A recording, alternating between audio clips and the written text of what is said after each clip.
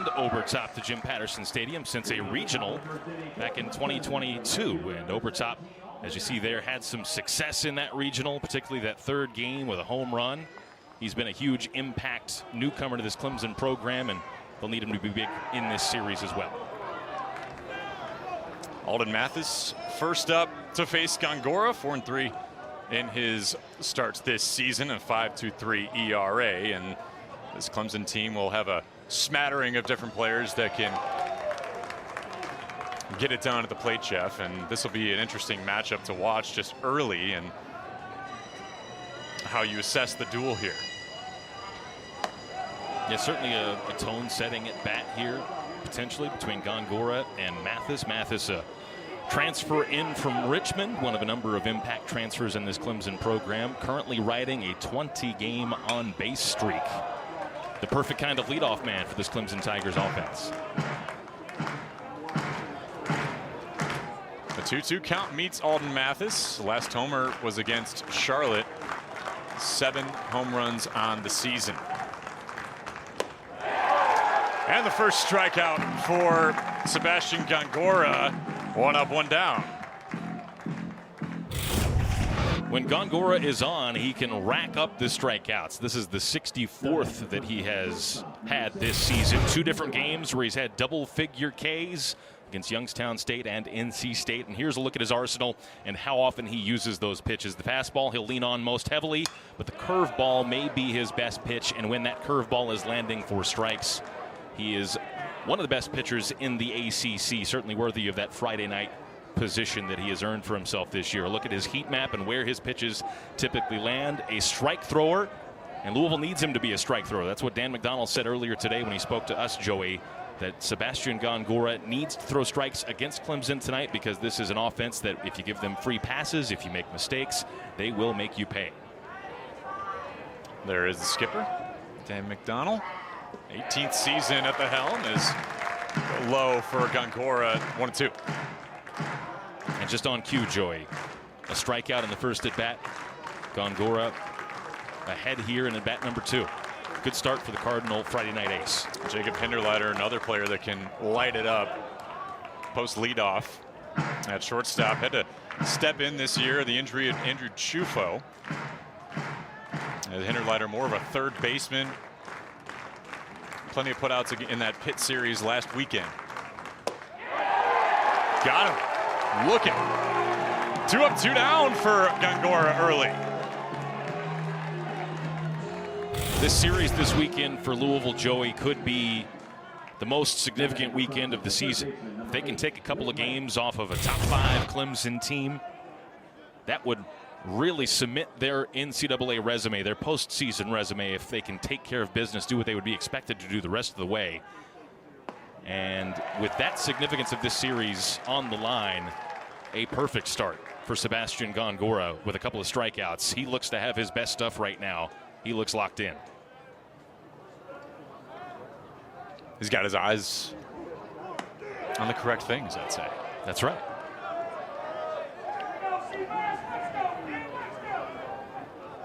Blake Wright up to the plate, and righty, and co-captain of this Clemson team. 16 home runs this year for Wright. 13 multiple RBI games. A third baseman, one of the top prospects in the ACC.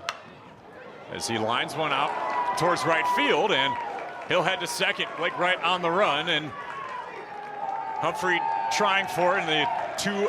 Most recently has become the everyday third baseman for this Louisville team. Dan McDonnell said that he thinks this is his best defensive lineup with Hoy at third.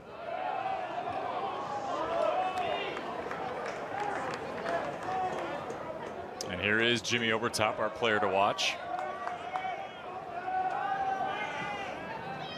A tough streak to close there on Tuesday against Georgia, and a 15-inning outing against the number 20 team in the country.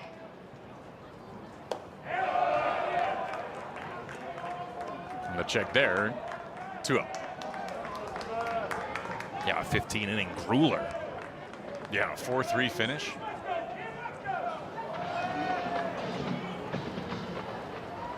Clemson projected this year, or at least this week, is projected #3 national seed. This one is popped over to Humphrey in right field. He will collect it to close out the top of the inning.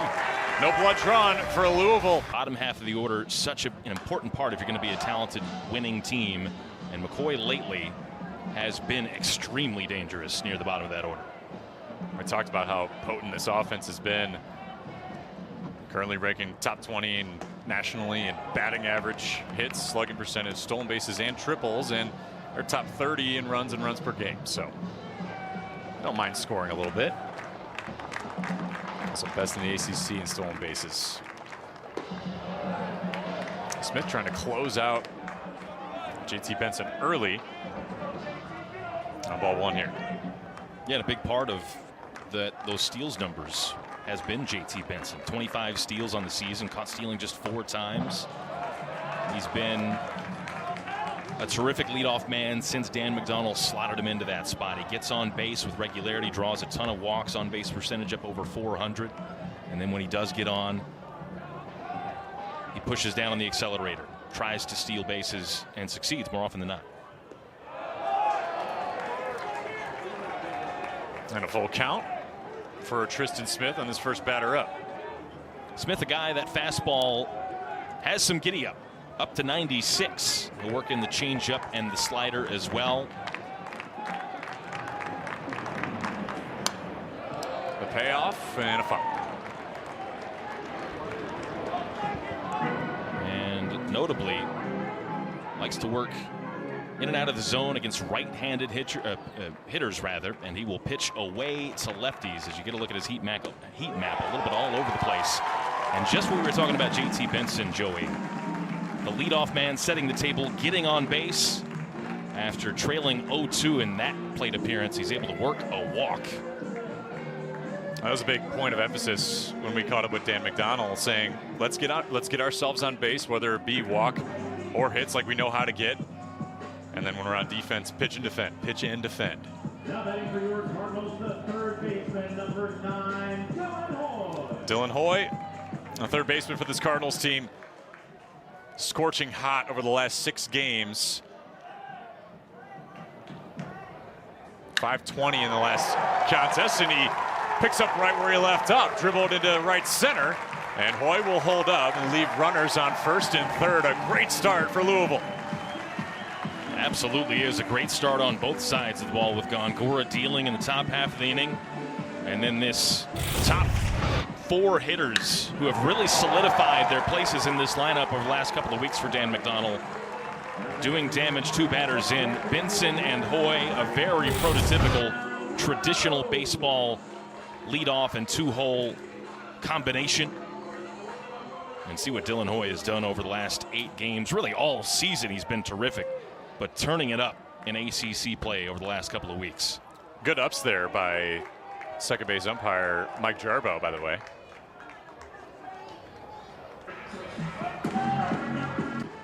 After Western Kentucky topped Louisville the first time those 2 teams played. It's first in the Conference USA, by the way.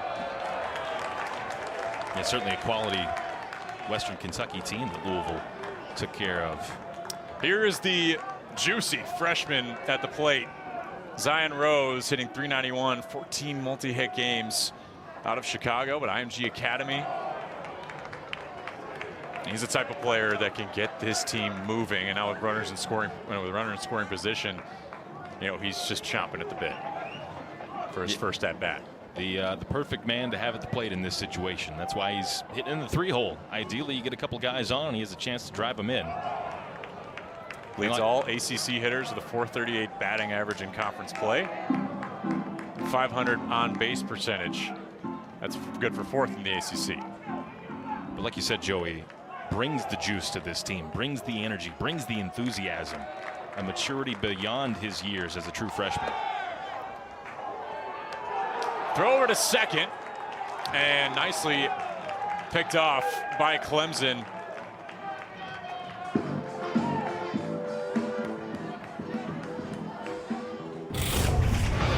Well, this is how Louisville likes to play, right? Leading the conference in stolen bases, aggressive base running. but they are facing a catcher in Jimmy Obertop who has a sensational arm and can really cut runners down. That throw was perfect. And the tag there just onto the helmet of Hoy. He stood no chance of getting into second safely. Yeah, Jaron Purify, a nifty grab and swiftly getting that second out for Clemson. And how an inning can change. Strike him out, throw him out on the double play.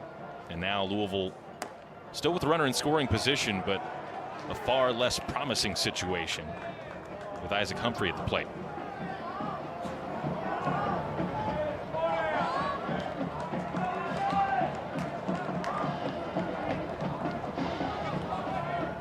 So Rose struck out looking his way for Humphrey, dribbled towards second, and the short picks it up, and an out for Clemson leaves Louisville scoreless after some early hope in the bottom of the first. Top of the second on the way back. Loaded conference as a whole between both divisions in the ACC. And anytime you're taking on a team in first place this late into the season, it's a huge opportunity to get some signature wins. Louisville with right now their signature series against NC State.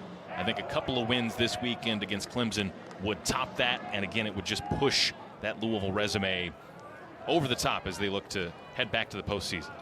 Eric Bakich making his return to Jim Patterson Stadium. Came over from Michigan after the 2022 season, leading the Wolverines over to Omaha. And what a season that was for Michigan and Eric Bakich. And love nothing more than some success as a line out here for Cam Kennerell, the reigning ACC Freshman of the Year. And the first out for Louisville. Good peek at one of the top gloves in this Louisville infield, the shortstop Gavin Keelan. Between Keelan at short, Hoy at third, and Ali Saya at second. That Louisville infield, throwing Ryan McCoy, who is certainly an improved glove this year, but that Louisville infield is really a joy to watch. Ali Saya, the true freshman.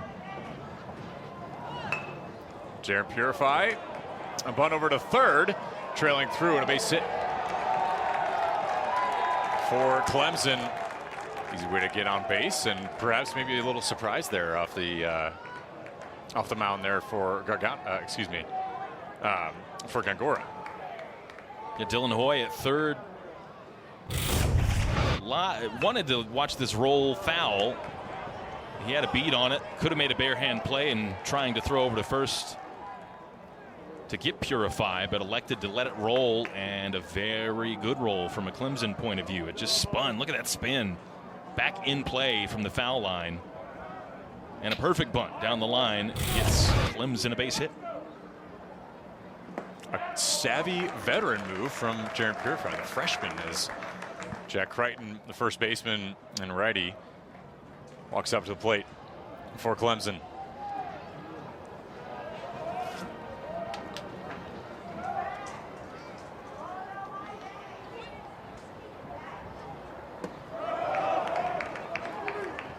It's a Clemson team, Joey, that with Purify on board, they're not going to run quite as often as Louisville.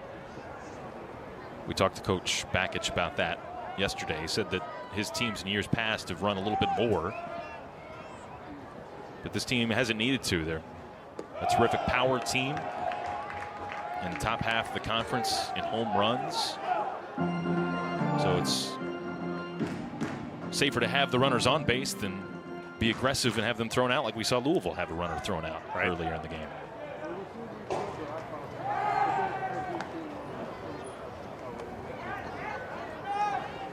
Gongora testing the freshman at first. 2-1 here for Crichton.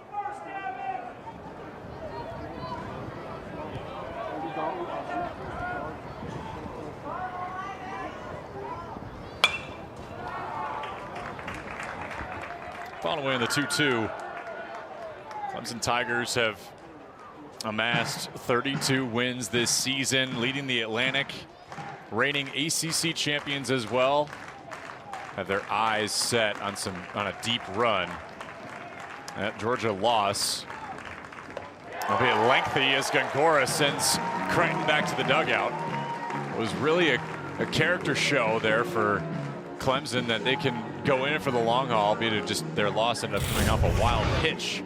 How about this one in delivery there from Gongora? Yeah, a little high heat from Sebastian Gongora. He's got good velocity on his fastball. It will not overwhelm you in the sense that it'll be in the upper 90s, but he'll get it into the mid 90s healthfully and able to put that high fastball by Crichton for another strikeout.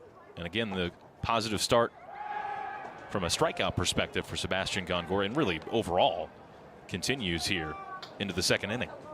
There's Tristan Becerra. DH moved into left field last weekend in the series against Pittsburgh. Came in for Will Taylor. Had some serious wrist issues. He'll be back likely towards the end of May. But Becerra is one of those power bodies, as according to Eric Bakich.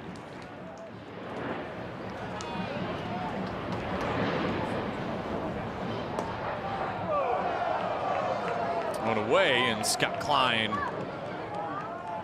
owns the ball too. Yeah, this Clemson team right now, Joey, while obviously highly regarded and a winning team over the course of this season, you just get the feeling because of injuries. There's the question of who's going to be the Sunday starter this weekend. You get the feeling that maybe they are a little bit ripe for the picking, or at least as ripe as they will ever be for the picking from a Louisville perspective.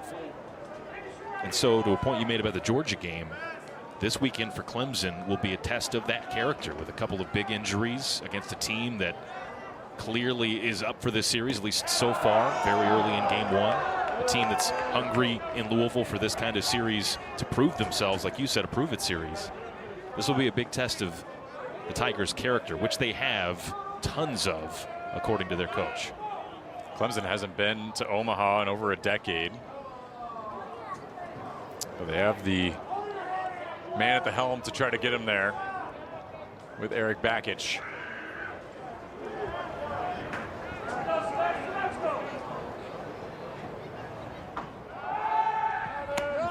Gongora still feathering and testing Purify on that first base side.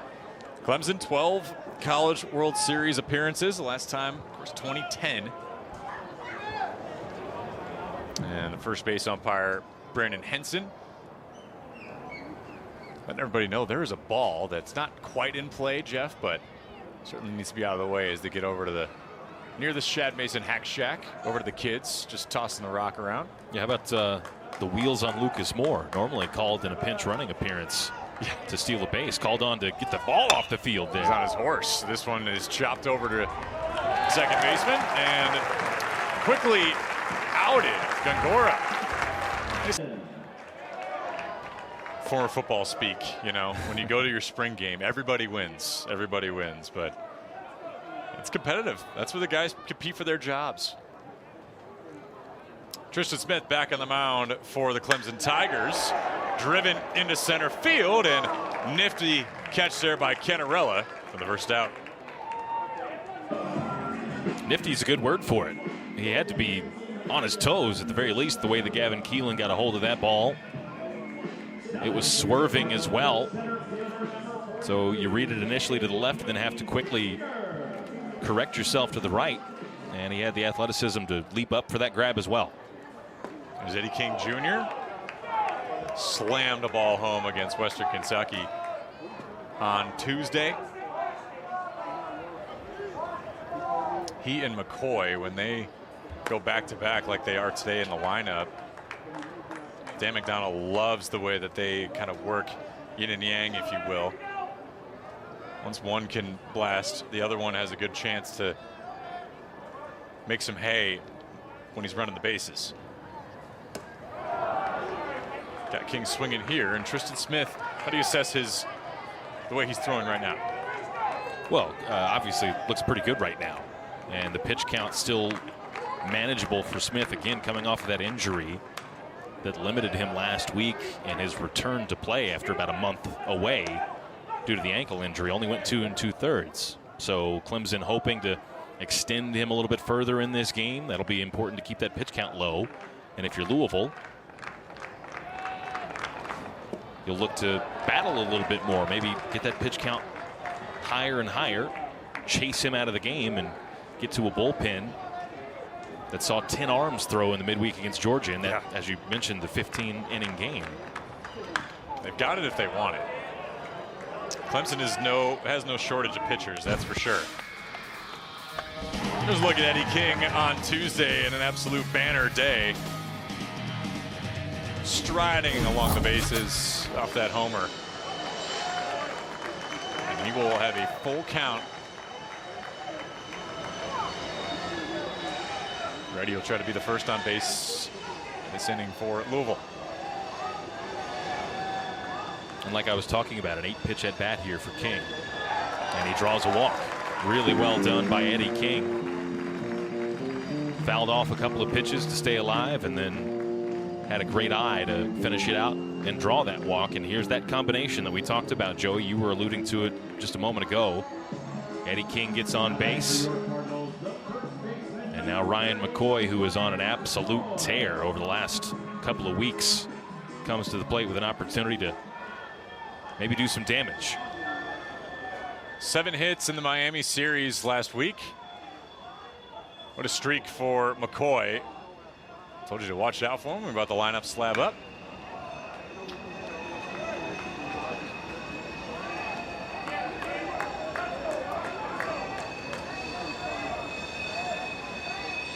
Senior out of Frankfort, Illinois.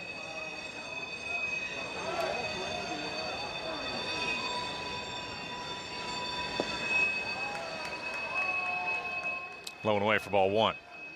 Yeah, you mentioned McCoy being a senior, but from the way that Louisville thinks about their players, the way Dan McDonnell thinks about their players, both of these guys are in some ways just sophomores. Second years as contributing players to this team. McCoy coming out of junior college last year, his first year in the program, and Eddie King suffered an injury his freshman year, his true freshman year, that kept him out of play. Both last year were regular starters. Both this year might have thought that they deserved to be kind of heart of the order guys, but they've found a home here at the bottom end of the lineup. A few weeks ago when the Who's came to town, Virginia, McCoy launched a pair of homers in that Saturday game, added another one on Sunday. This guy who can let it rock. Check swing air and fielding percentage over 970. He's a renaissance man, kind of like you. I don't know about renaissance man. Maybe of him, not of me, obviously. Of him, I think that's absolutely true.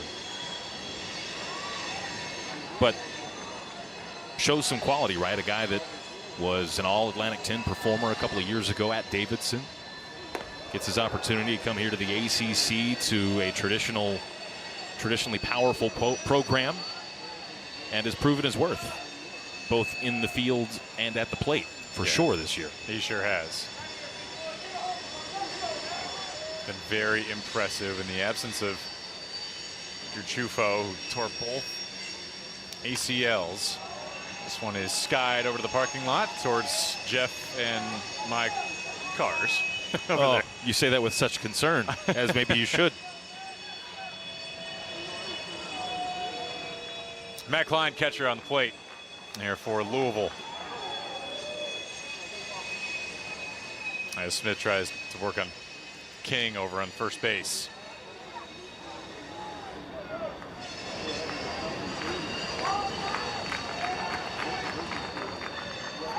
And Klein takes one in the back. Send him to the plate. Runners on first and second. King in scoring position, and 2 outs for Tristan Smith, and we'll send Nick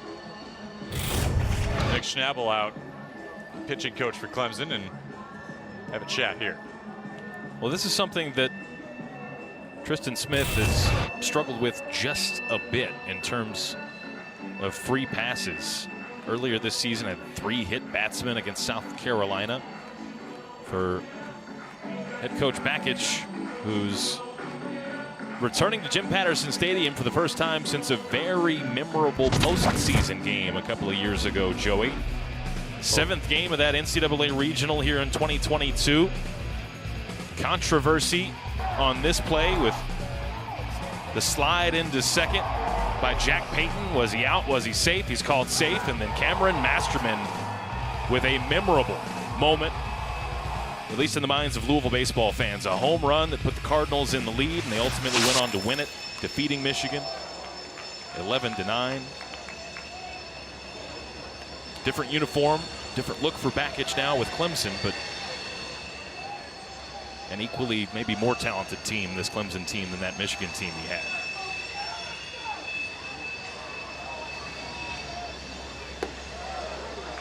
Gets away from Smith, and I misspoke earlier. Jimmy Bellinger, the pitching coach for Clemson, he's actually a Louisville grad, so he's making his return. Graduated in 2009.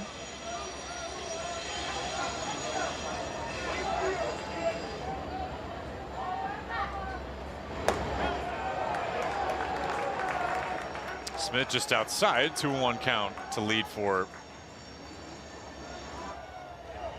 Alicea.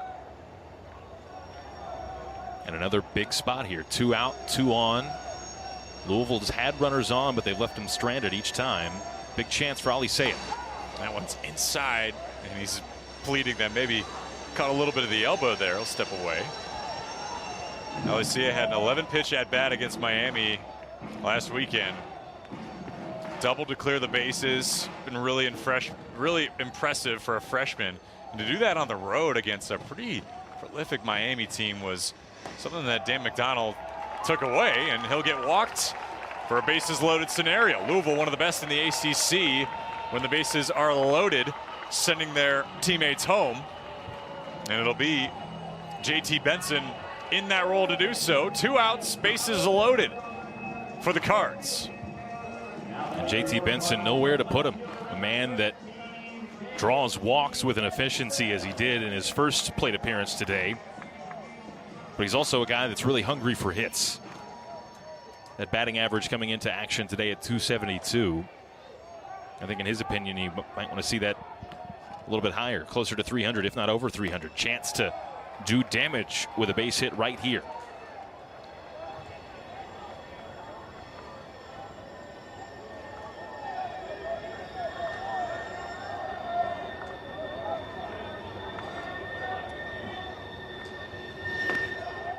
Benson thought about it. That one right down the pipe there for Smith, and 1-1.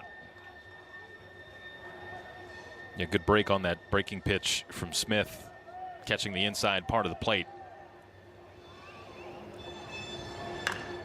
Benson swings on. This one is chopped over to third and foul.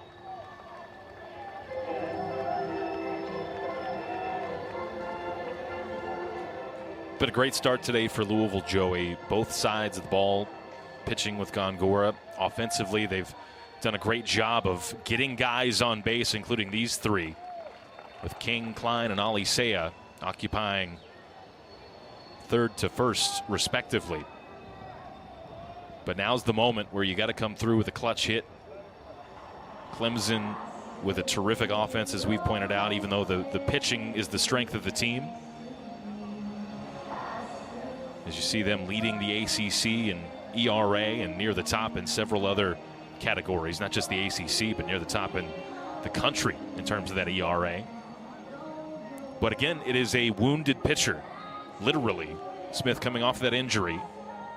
And you have an opportunity here for Louisville to maybe chase him from the game if they drive in a few runs. We'll see how much wiggle room Bakich gives him. Not too much wiggle room.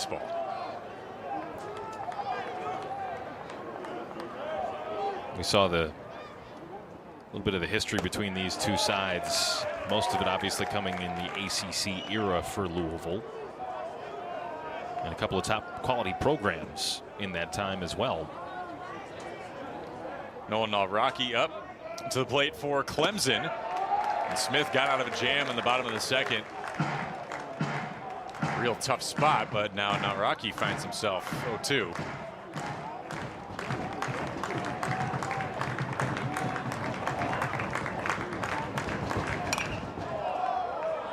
Sent over the back here in Patterson Stadium.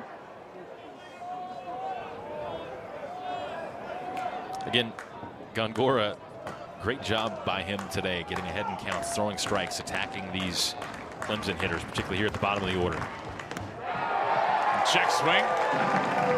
No good for Naraki. Sent home.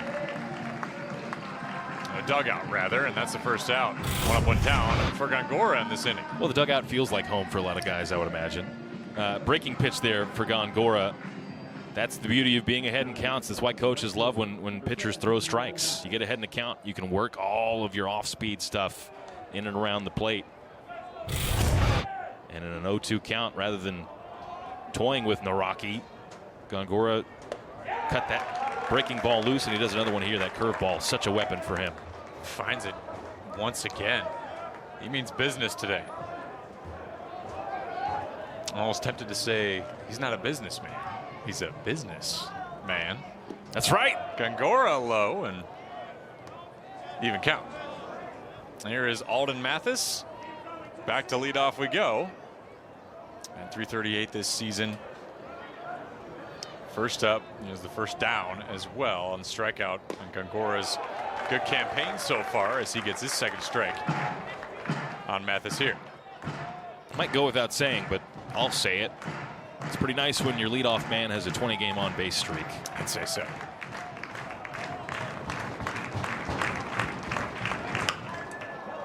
Chops this one over. Gongora to cover, and he's safe. Alden Mathis doing what he does best, as you mentioned, Jeff, and getting himself on base.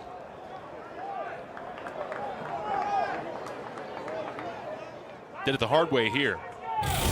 Head first slide into first. That one sawed him off inside of the bat, and he was flying. He knew he had to fly out of the box. Even with McCoy and Gongora working really hard to get that ball and have a good toss. He clearly beat the throw with that head first slide. And a little hustle might just be what starts the fire for Clemson. Well, the confidence to know it's short, steamroll towards first base, just knowing you might be able to beat the pitcher on the cover. Now brings Jacob Hinderleiter, already exceeding his home run total from his time at Davidson a year ago, but a 12 in his junior year. This year, a real good spot at 8. But if you're Gongora, don't let that infield hit for Clemson that you just conceded live in your head very long. You got to have a short memory. Just focus on the batter at the plate. Focus on the task at hand. You're still pitching well. You got an outcome you wanted, a ground ball. Just didn't ultimately go your way. A couple of hard luck ground balls. The Gongora has conceded 4 hits with that bunt earlier. Yep. From Purify.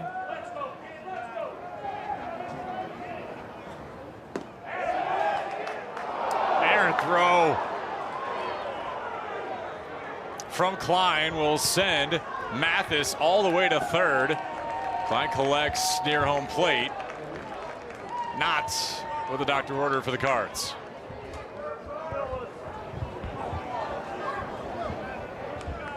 Yeah, the doctor certainly wasn't looking for this prescription for Matt Klein behind home plate. I mean, absolutely sails it.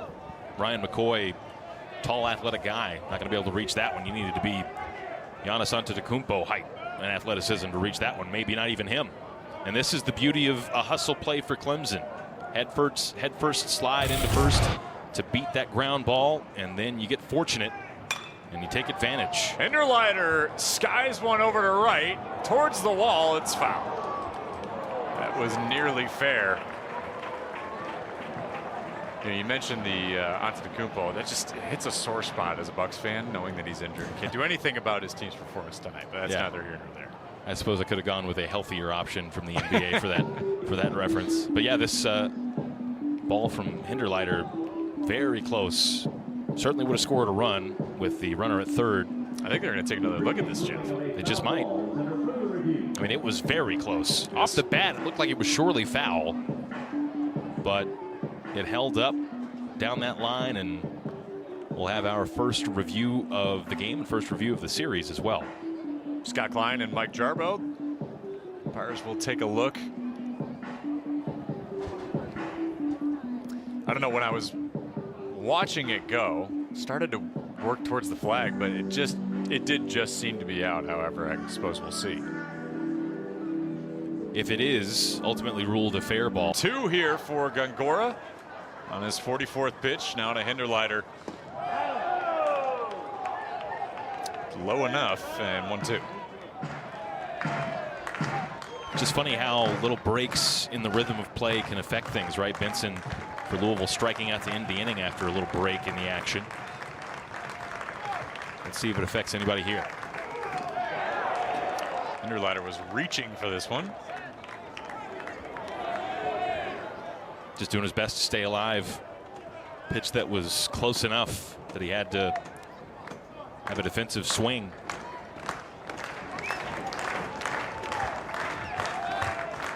Mathis in scoring position on third. Just one out for the Cards. The top of the third, inside him. Hinderleiter swinging. Another K here for Gongora. The second man down at the top of the third. Yeah, 4th already for Gongora. Beg your pardon, make it the 5th. And Hinderleiter, like we talked about, having a defensive swing before that. This one well inside.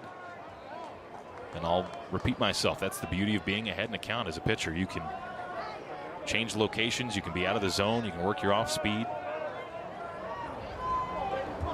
Yeah, Gongora bringing his arsenal over from Wright State. 10-1 as a starter a year ago. 2023 Horizon League Pitcher of the Year. Bringing some pedigree and has cemented himself as one of the best pitchers on this roster.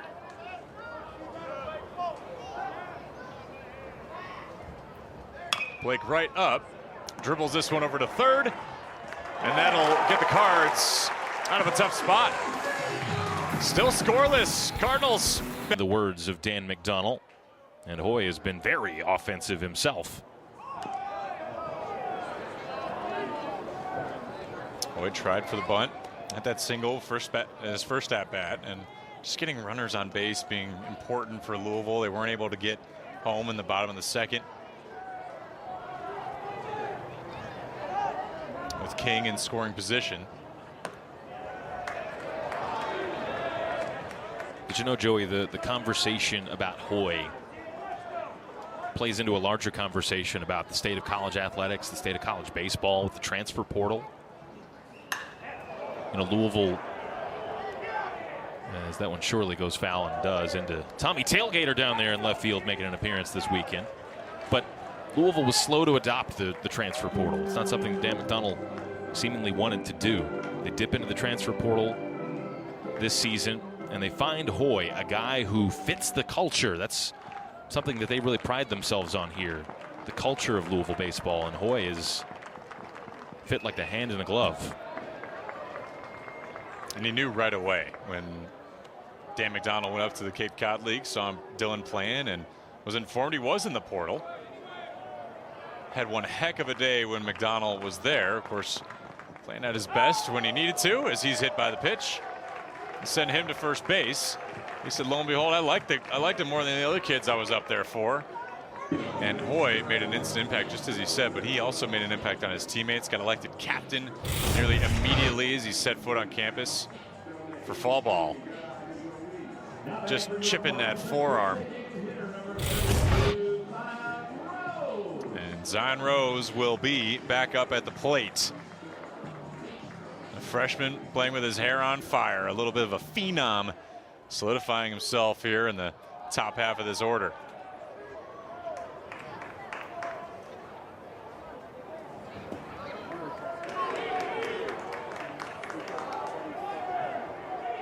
So far, it's been a story of missed opportunities for both teams tonight. See the batting average with runners on, just one hit between the two clubs with runners on base. Both sides have had plenty of opportunities to open the scoring. Hoy is headed towards second. He will slide and get there. Thought about headed to third, and Purify there to make the catch. Hoy smartly retreating, and another stolen base for Louisville. Well, we've seen Obertop gun down Hoy once already. But that throw from over top, errant, well backed up by Clemson in the end to prevent Hoy from advancing to third, further advancing to third. The best in the ACC at doing it. Continued some pedigree from a season ago. Both these teams are first and second in errors committed. Clemson the best in the ACC, so you see one there. Unfortunate for the Tigers as Zion Rose thought about the bunt, pulls away. It'll be a 3-1 count for the freshman. Yeah, and because of the error, that'll wipe away the steal for Hoy. But the point remains, the aggressive mindset on the base paths by Louisville. They're going to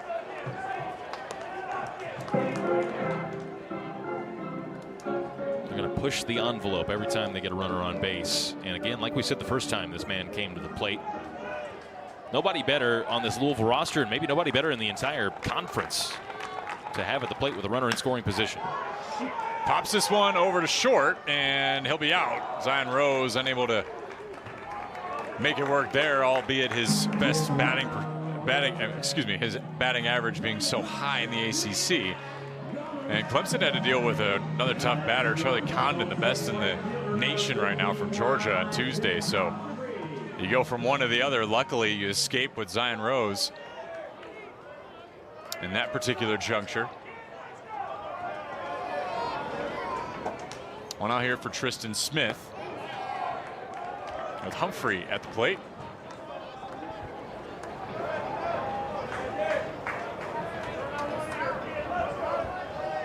Big 5'1", 28 RBIs.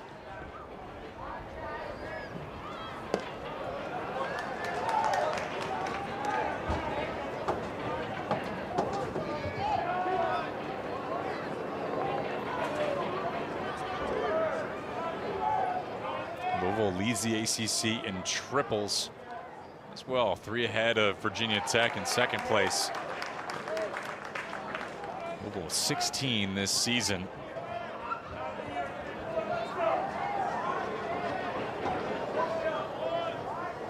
And Humphrey with 1 triple this year. Certainly athletic enough. He's got the legs to be able to leg one out if he gets his placement right. Well, he wants it here. Good placement back towards the wall. And bouncing off the wall. This will send Hoy home. The Cardinals score a triple for sure for Humphrey. So make that 2. And the Cardinals are on the board first.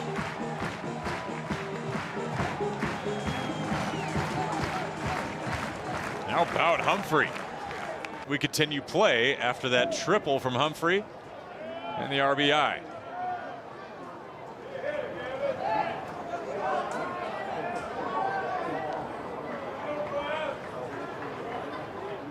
Klein up to the plate, working against Smith, and spattered off, excuse me, Keelan, rather. You're killing me, Smalls. I love that. That's terrific. The truck. What a great job. Blankenship and crew crushing it, and Brindle in our ear. Nest crew, best crew, that's for sure. But how about Gavin Keelan? Grand slam on Tuesday. And a guy who just seems to be consistent. Catalyst for a ton of offense and a big vocal leader on this team in the clubhouse. Gets the 0-2 and a line out. What a snag from Crichton for the second out. That was a heat-seeking missile. And Crichton welcoming the BB. Yeah, Gavin Keelan, the story with him this season is that extra base hit output increasing significantly. That's because he told us he's looking to swing hard when he swings. Certainly swung hard there. That one was a rocket. And Crichton, a terrific play and a hugely significant play to limit scoring. How about Eddie King, though? A great response. He sends this one at least towards the wall, and Canarella makes no mistake about it. Safely themselves in tough spots, but they have an 18-1 record when they score first. Of course, now Louisville has taken that chance away to add to that, but this Clemson team, you can't really put them away very easily. They won't go down lightly. As Obertop at the plate has been one of those drivers of scoring for this team this season. Come back Clemson, I like it. I do like that. Yeah, Maybe normally I didn't want to read it right off the graphic, right? But that was so good. The truck's been, everybody in the Nest crew has been on it today.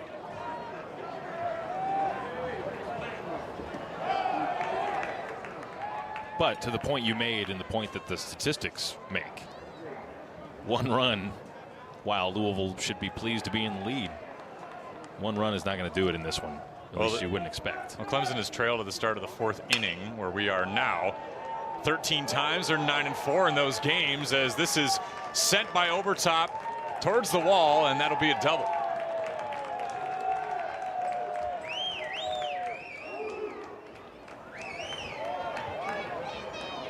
And Obertop trying to swing momentum onto the side of these comeback Clemson Tigers.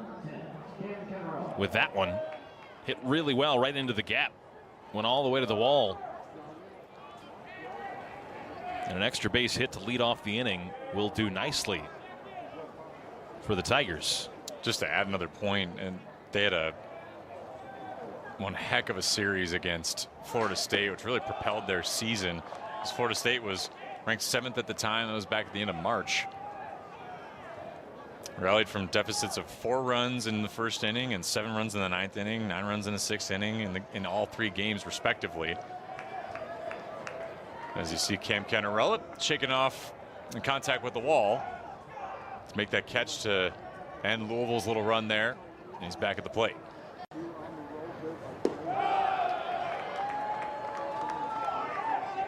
He's okay. How's the wall?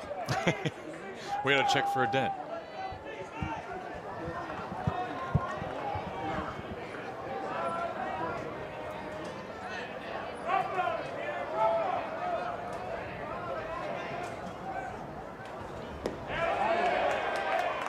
Different spot here for Sebastian Gongora as he gets that call to go his way to make it 2-1. First time the leadoff man has gotten a board for Clemson in any inning so far today.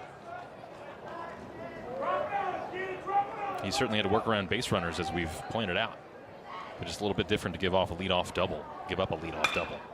Canarella stings this one, and it's foul, and the reigning ACC Freshman of the Year, on pace at least at this point to match or exceed in most of those categories. Been a real bright spot. Recruited to Clemson. Certainly no looking back for the Tigers as we even the count from Gongora.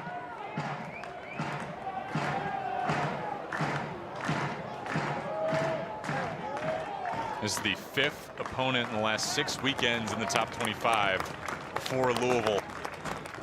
Shown out so far because of Sebastian Gongora, retiring Canarella once again.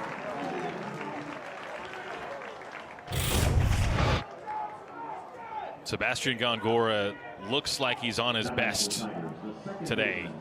Canarella clearly frustrated with himself as he went fishing on that breaking ball that was low and out of the zone.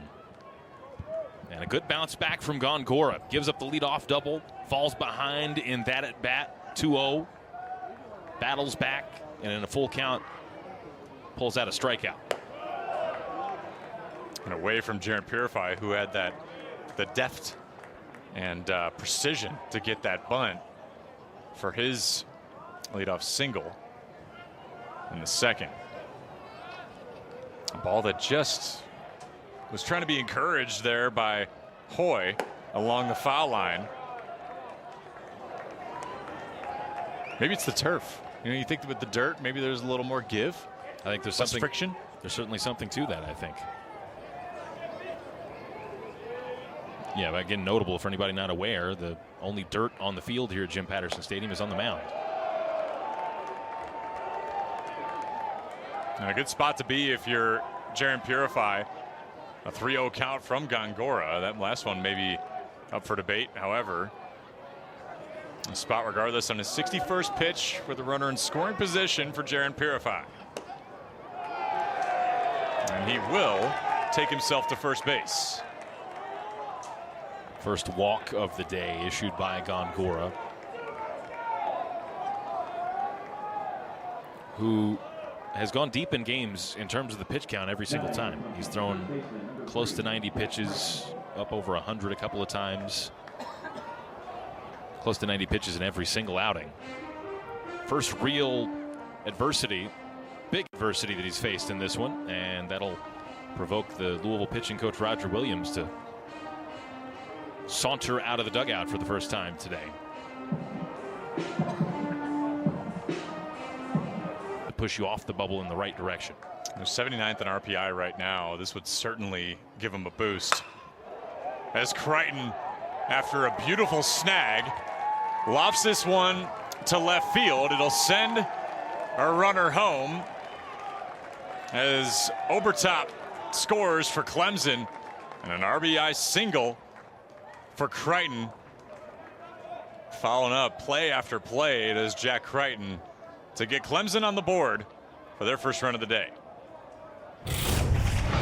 Yeah, you pointed it out well, as you see Crichton just lifted that end to left field. And JT Benson, despite his athleticism and speed, nothing he could even really do about it to try and chase it down and make a diving play potentially. But Crichton saving Clemson a run defensively with his terrific play at first base, and now drives in a run offensively. He's been the difference in the game right now as Eric Bakich. Cataclysmic Atlantic Coast Conference at times. Cataclysmic. Goodness. Not too intense. Purify got advantage there off the attempted pickoff from Gongora, and a stolen base puts him at third.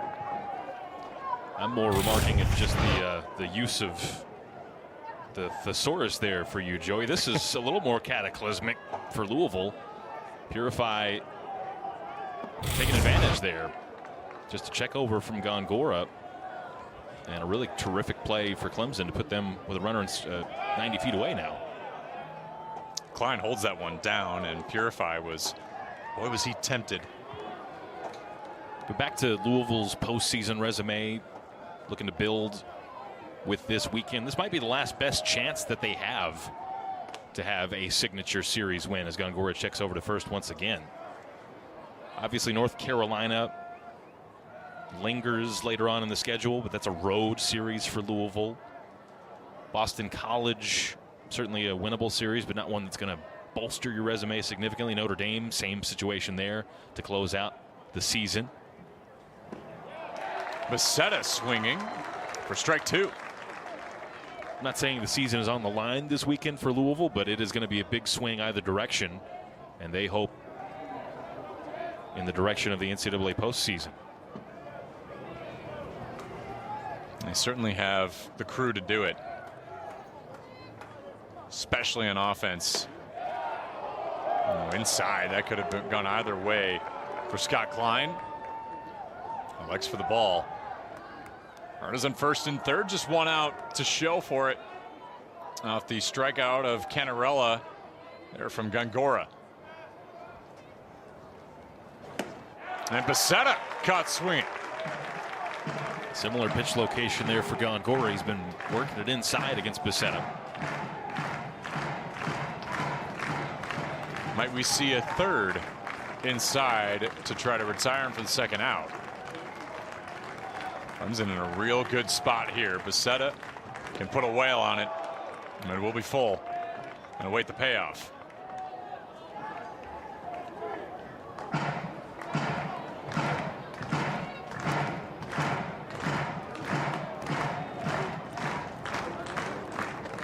Two programs with some storied history. We've got a good one so far. Tied 1-1. Gongora still checking over there on Crichton. And the RBI single just moments ago.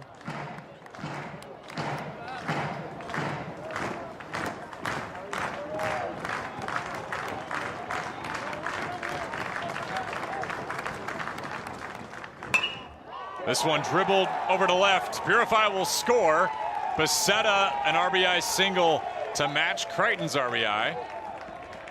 Clemson takes the lead. Just what you needed if you're the Tigers, with now Rocky up, who, similar to Kevin Keelan, can really swing it aggressively. Well, we talked a lot about the stolen bases, Joey, with Louisville leading the conference and piling on the numbers. Clemson not running nearly as often, but timely running in this inning. Purify moving from second to third, and he's driven home by Becerra just a moment ago.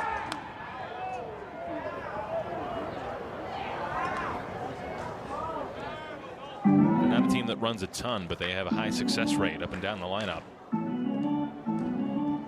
And the inning's still going, and Louisville and Gongora looking to avoid a crooked number, as baseball coaches like to say, looking to avoid giving up a crooked number on the scoreboard here.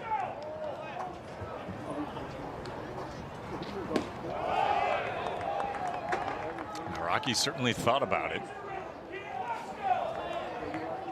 Bottom of the order, the freshman.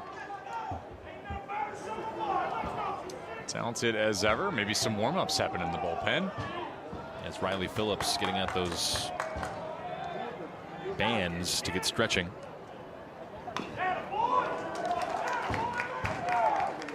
Perhaps a reach there from Naraki.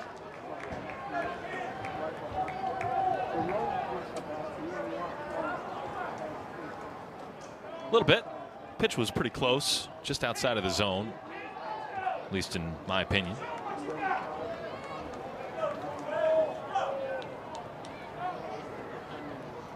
Your opinion is valued. Naraki slamming this to left field. It will hang up, though.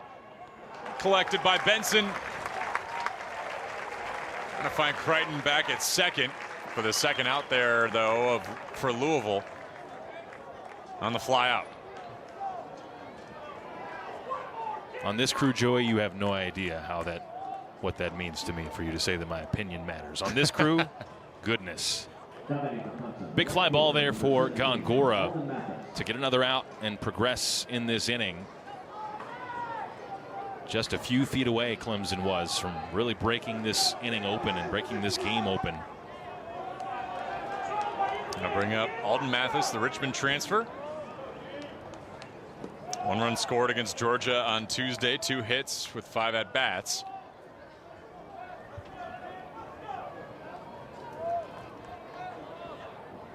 His efforts halved already today.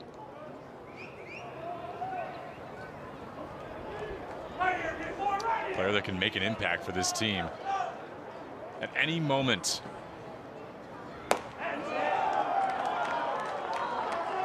That was a good smack on the catcher's mitt there of Klein. Gongora still feeling loose, I'd say. Loose, but also focused and locked in right now. Huge situation to try and work himself out of. Because think about, I mean, the game kind of teeters on this inning here, Joey. We're in the 4th. Gongora up into the 70s in terms of his pitch count, so the end of his day is growing closer. That Louisville bullpen looming out there in right field. If he can keep Louisville down just 1 run, get another out and get out of this inning, would be significant if Louisville hopes to pull off the upset today. This one chopped over to first and a foul. Boy, looked good coming off the bat in favor of Louisville, I suppose. Yeah, certainly, with McCoy over there covering it well. Yep.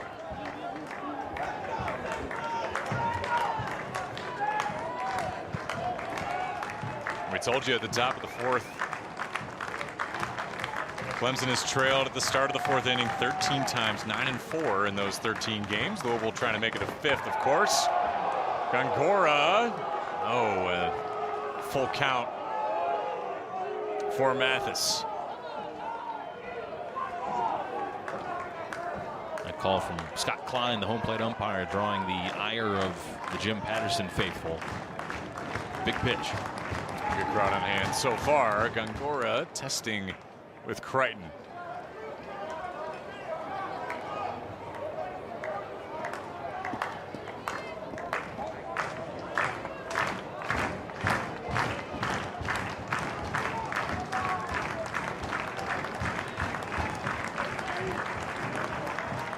The payoff pitch.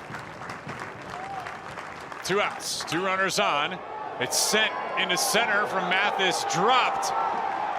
1 runner scores for Clemson to make it 3. Alden Mathis, another RBI.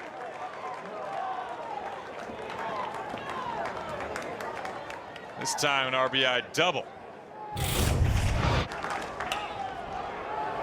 More weak contact doing damage for Clemson. We mentioned the couple of infield ground ball singles that they had. This is more weak contact, and it's just in between. No man's land out there in shallow center field. I totally misspoke about it. I thought he went. It was just an RBI single. He held up. But the damage is already done, Joey, with the run scoring. And now the question becomes for Louisville, how much more do we see from Gongora? Still not anybody throwing in the Louisville bullpen, just stirring out there. 77 pitches for Gongora. Again, a guy that can get into the triple digits in terms of his pitch count. Has on occasion this year. Typically throws at least 90 pitches. Clemson has made him work so far today. And they'll continue to try, as Hinderleiter, who is certainly capable and hasn't had the first 2 outings that he'd like. Retribution on the table, perhaps, early in this one. Runner at third, that's Becerra. Gora sends him to 0-2.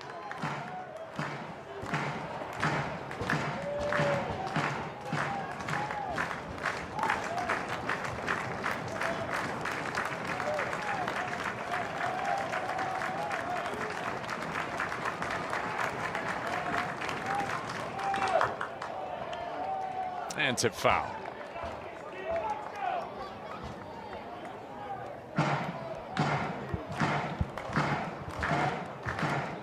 You see Gongora, they call him a bulldog because he's able to do that, throw 90 or more pitches in multiple starts. Getting close to that total already here in the 4th.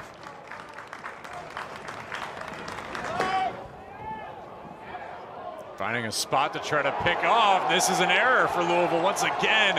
Or Becerra will score. And Clemson advances Mathis as well. Klein couldn't get a hold of it in time, and the Tigers take advantage. 2 tough spots in a row for Louisville. Matt Klein, you see the triple pump there in the end. Just unsure of himself, unsure of what the situation was.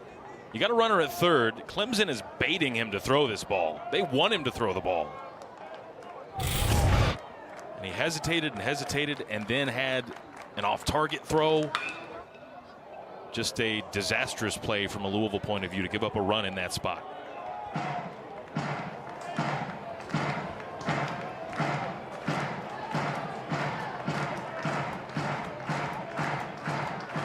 Not in a great spot if you're Louisville. Last in errors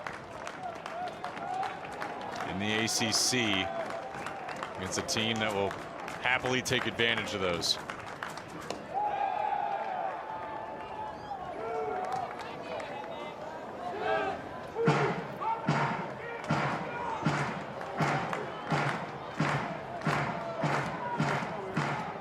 Louisville and Gongora would love to get out of this spot. 2 outs. And Mathis at second.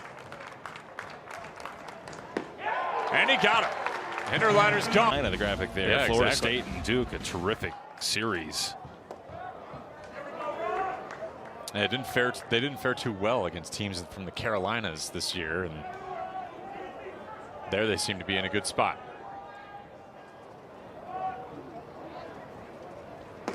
As the ACC and SEC go toe-to-toe in the who's best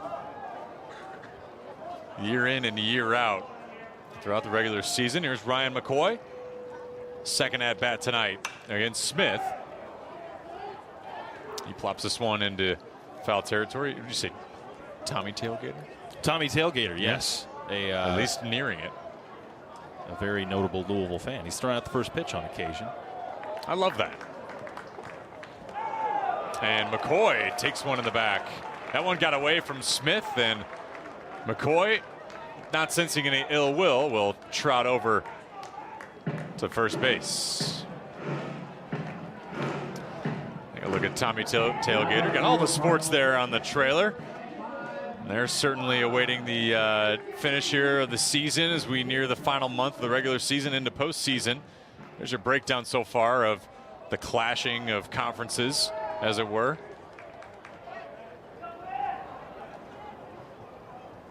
The ACC and SEC owning college baseball for the last few years, and rightfully so. Talent moves to the south, as it were. And we play on.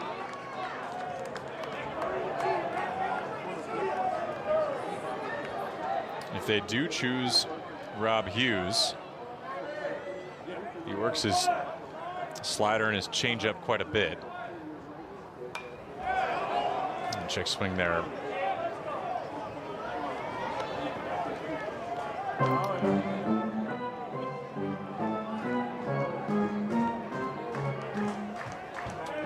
Or it could be Lucas Malstadt as well. The sidearm slinger. By no means a submarine, but he'll let her rip a little bit on the side.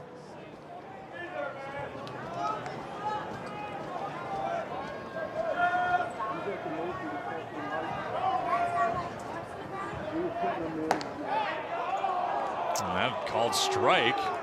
Klein had the error in the top of the inning.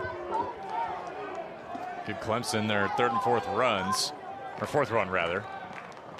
Look to make up for it here on the payoff. Lofted, foul territory towards the bullpen of the Tigers, and well out. Yeah, big opportunity here for Klein to atone for those errors, two of them that he's committed today. A runner aboard, not in scoring position, but on board. McCoy athletic enough to go first to third on a well-driven ball here. Obertop will try it. Did they call McCoy out? It's a walk, so it doesn't matter. So that'll be a walk. Okay. Doesn't matter what the tag situation was because it was called a ball at the plate. All is well. As Alex Alicea will walk up for Louisville. Runners at first and second.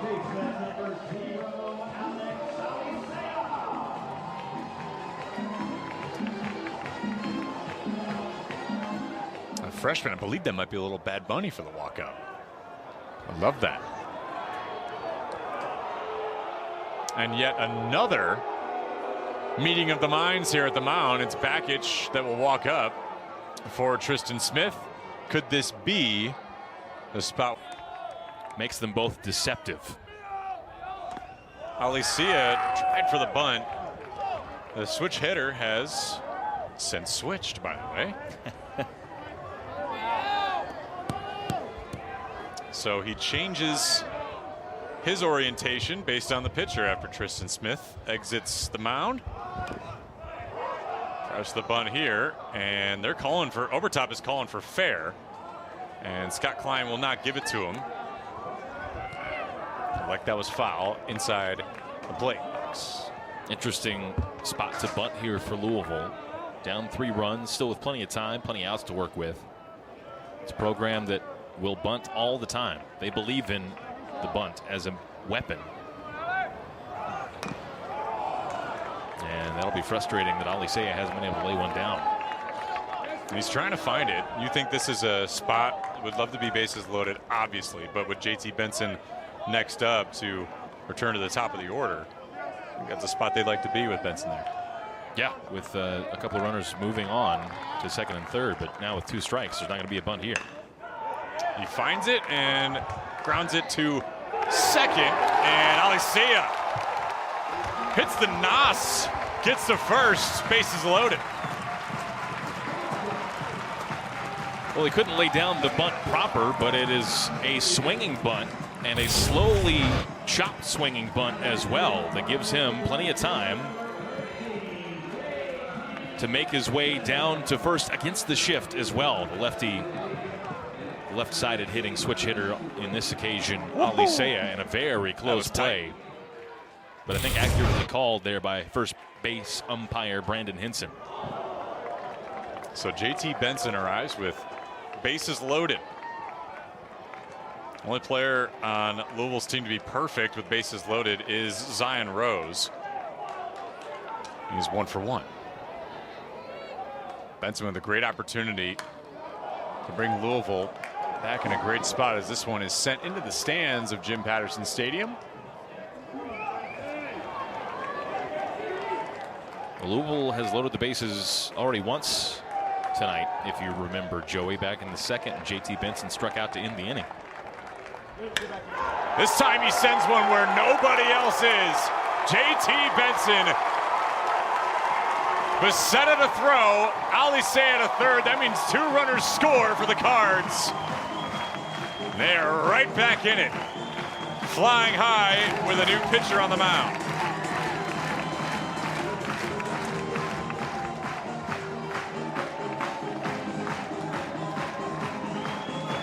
Well, JT Benson at this juncture of the season is the Louisville leadoff guy on a daily basis, and rightfully so with his on-base percentage. But at the beginning of the year, Dan McDonald had him slotted as a heart-of-the-order guy in the 3-hole.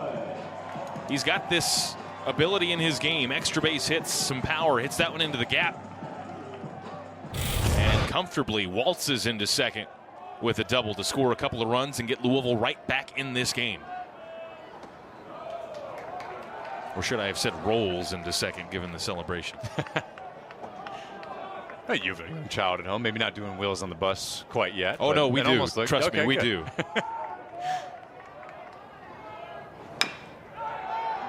This one is dribbled, and Malstedt skying to grab that one, but an error. We're going to try to get over Crichton. Alicea will score to tie. And so will JT Benson. Louisville leads off one heck of a sequence. Malstedt reached for the cookie jar and tried to make one heck of a play. It almost was, but instead goes from bad to worse. Yeah, what started as a terrific play from Malstedt, skying to find that bouncing ball. Eventually scored a couple of runs for Louisville. Ball went into the dugout. And JT Benson with a little message to the freshman. There's a veteran, Benson, a senior, been around this program a long time, to the true freshman Rose with some words of wisdom, a chance to pile on here for Louisville.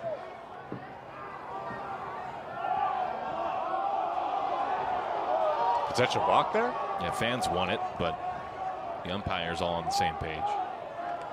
How about this Louisville team in this inning? Still no outs.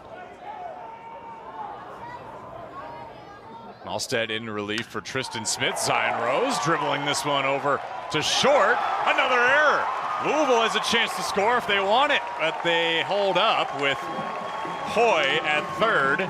Zion Rose, the freshman, doing some good work to put a runner in scoring position once again for Louisville in this inning, proving to continue to be positive. Well, we highlighted Hinderleiter at the beginning of the game because of his versatility and also his defensive success. And I think just makes the wrong call here. Probably should just eat this ball. And clearly, at the end of this, frustrated as he watches the ball trickle past toward his dugout. And Louisville, I think, smart there with Dylan Hoy not to.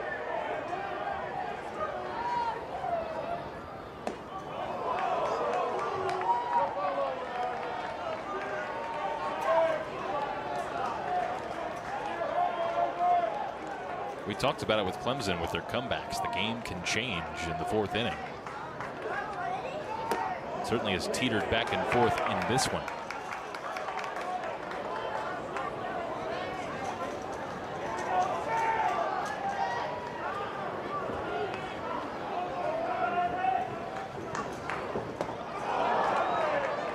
Slider for Halstead.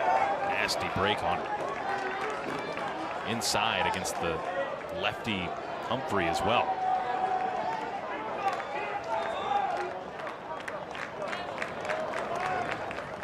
Halstead rounding into form and struck him out.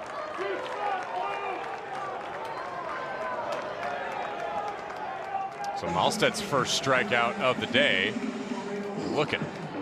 Well, Zion Rose standing there at first base wasn't the way that he wanted to do it, but able to come through for Louisville. And look here, a message from the veteran, the senior Benson, to the freshman. And then Rose, in his at-bat, able to put it in play. Might have been able to beat it out for a base hit had the throw come to first. This one is comfortably spotted up into left field. Sliding into third is Rose. He's safe. Another runner home for Louisville. An RBI double for Keelan.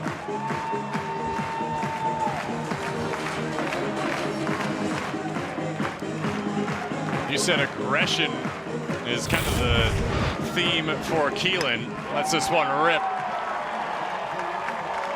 Yeah, he told us earlier this season that he's trying to swing hard when he swings.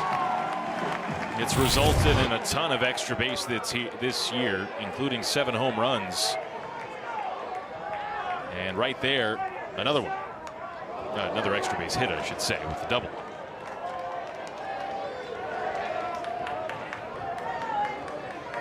Eddie King Jr. would love nothing more and be able to continue to pile on as Louisville has seized one heck of a lead. This time gets over the Halstead head. Another runner scores. Add 2 to the count. Louisville on a roll. Thanks to Eddie King Jr. an RBI single. They now double the count against the Tigers.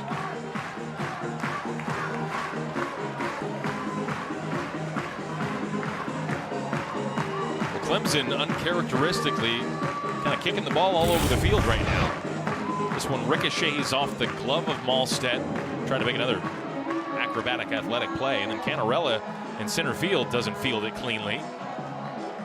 Looked like he was trying to come up throwing to gun down the runner at home, but when you don't field the ball, you don't give yourself that chance. Eddie King is on the run, and Obertop can't handle it. At the plate from Hughes. And we welcome Rob Hughes.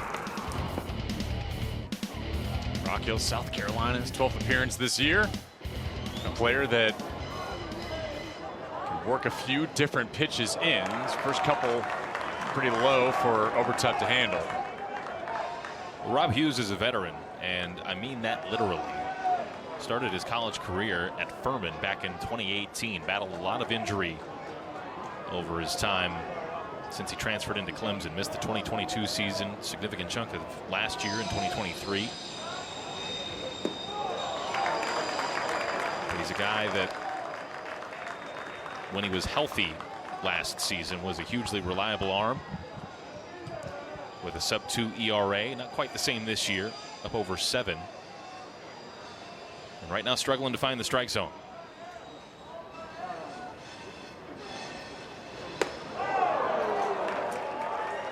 A little too close for comfort for McCoy.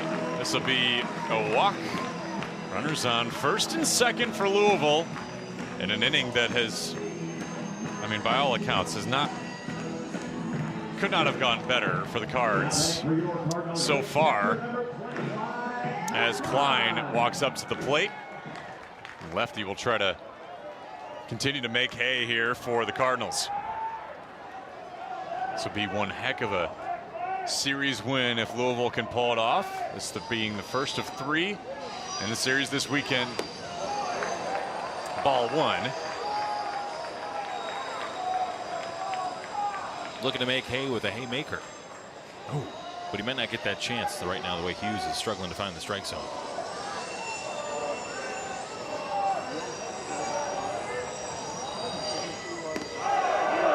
Towards the feet of Klein.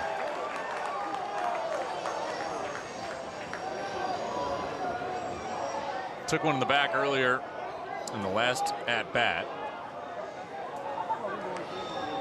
Has made it to home plate, much like the rest of the Cardinals team. Yet another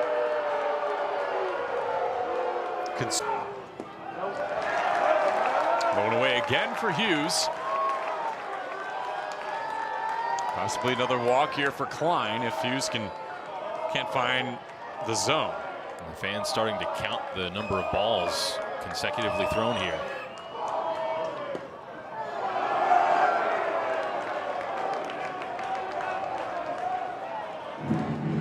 Another reliever warming up for Clemson. That's Nathan Dvorsky.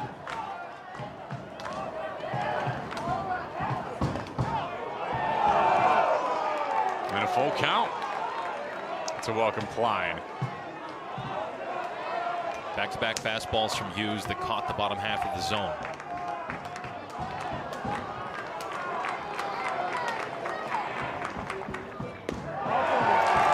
And that'll walk Klein. A very familiar situation that we found ourselves in here, Jeff Milby. Another bases loaded. Yeah, Louisville has done a lot of work on the base paths today. Bring us to Alicea once again. They'll try to help Louisville samba their way into an even bigger lead as Bakich comes out to talk to Hughes and company on the infield. And if you're just one base runner altogether with a walk, has 3 strikeouts on the year and a bases loaded spot. Big spot for him to come into. Inexperienced pitcher. Game really much in the balance right now. Certainly would not want to be in Nathan's shoes at the moment. Alicea swinging and 0-2.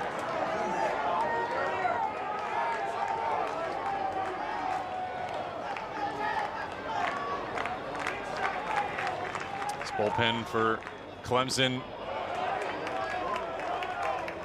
And saves on the year. They haven't had to play. They have rather had to play from behind quite a bit. We mentioned the comeback kids that they are. And a wild pitch. This sends Eddie King Jr. home. Louisville on a roll. Doesn't seem to matter who's on the mound for Clemson. Louisville is taking advantage of every opportunity. They lead 9-4. And this merciless inning continues from a Clemson perspective. That one in the dirt over the top of Obertop. On the bounce.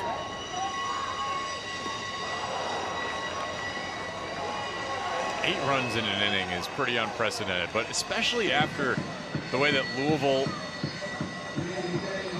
ended really the top of this inning here. Off their own errors that helped Clemson get on the board and reach out to a 4-1 lead before Louisville got into the inning of paradise. Bringing back up leadoff man JT Benson, who sent the RBI double to get this run started. Another wild pitch. Louisville reaches double digits. And Clemson cannot get out of its own way. 10-4, good buddy. Thanks, Roger. Yeah, another one from Dvorsky just spikes it. I mean, that's 8 feet in front of the plate, maybe more. And boy, an easy job to run home.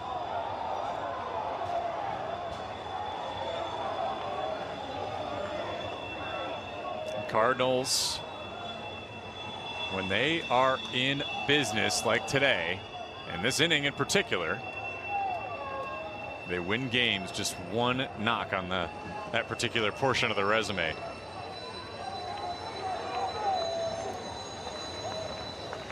Still here in the bottom of the fourth, 2 outs with JT Benson on the plate. Got the scoring started for Louisville with bases loaded. And the RBI double sent home a few They've been rolling ever since, Joey. They've been rolling ever since, Jeff. Their dead jokes have been so good. You know, 7 months ago, I feel like they weren't as good. I think that's a fair point.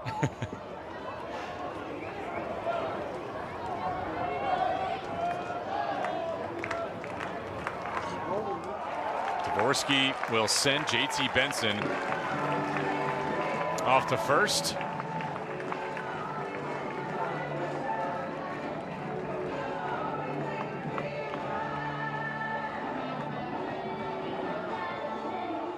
Dvorsky did throw last weekend against Pittsburgh in the one game that Clemson lost. And again, a guy over his career that hasn't struggled with walks, but to be fair, hasn't had much experience. Dylan Hoy back up to the plate.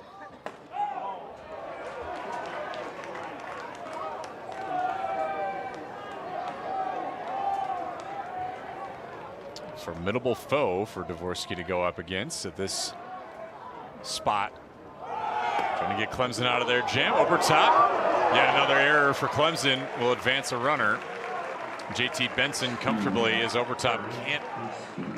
Couldn't quite find the needle there to get over to Purify, the second baseman. This is becoming a little bit of a Keystone Cops kind of inning for Clemson. And a lot of it has been self-inflicted. A lot of the wounds that they've suffered. Yet another wild pitch sends Louisville into 11. Klein scores. Dvorsky, 2 runners sent home off wild pitches. 1 hoppers. Pass over top. JT Benson on third, and Eric Bakich. Some soul searching in the fourth, perhaps. Just got to find somebody that can throw strikes up there in a Clemson orange jersey. 7 walks on the day for Clemson. 4 wild pitches, 3 of them from Dvorsky. You see the numbers there. Throw in an HBP just in this inning. Goodness gracious. Dan McDonald was plotting that they might see some HBPs, and they've gotten a few. It's certainly been helped out as this one is mercifully popped out for Clemson. Over to Hinderleiter. How about that inning for Louisville? Man. I don't know why you went anywhere. Why would you? What else are you doing on a Friday night? Blake Wright yields the pitch there from Gongora. It'll be interesting to see how Gongora responds here, though, honestly. I mean, that was a long time to ride the pine over there in the dugout. He's got Wright in an 0-2 spot. Clemson would love nothing more than to try to get back in, chew into this deficit rather a little bit. Gongora looking in form of the first 2 after some rest as Wright launches this one over top Patterson Stadium. Good looks so far for Sebastian Gongora. The home team has won, by the way, each of the last 9 regular season games in the Clemson versus Louisville series since 2021, trading blows respectively in their opponents' facilities, or their home facilities. Blake Wright trying to change that for the Tigers.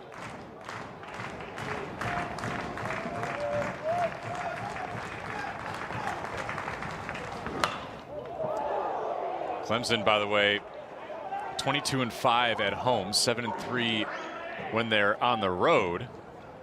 9 of the next 12 are on the road, and here is Blake Wright, who he can send it now. One of the best in the ACC.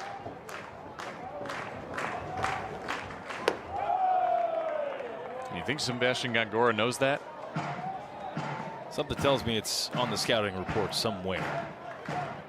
Hard to be wrong when you're so right. Maybe. Well done. Well done.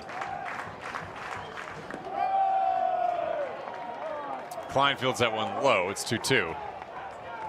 Now coming up with the 90th pitch, nearly where Sebastian Gongora tops out, typically.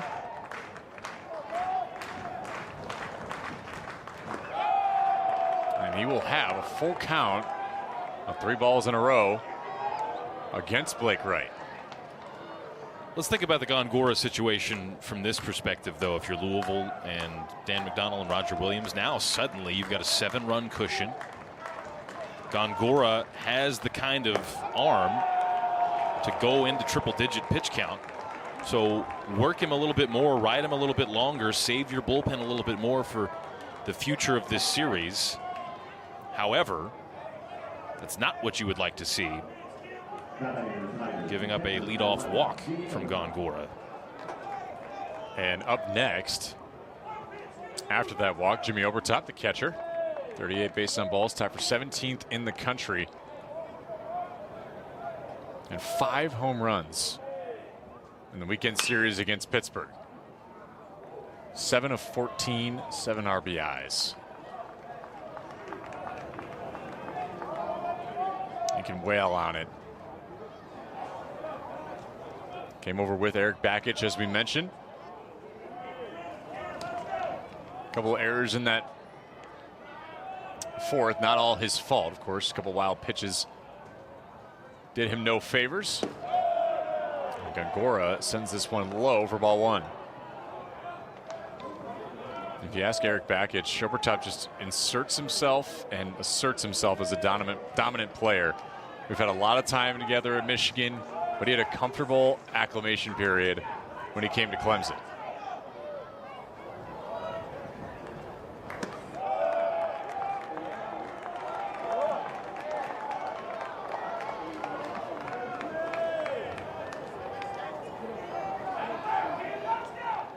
Two-one count for Sebastian Gongora, continuing to increase. Higher and higher on that pitch count. And a 3-1. And struggling right now to throw some strikes after that long delay.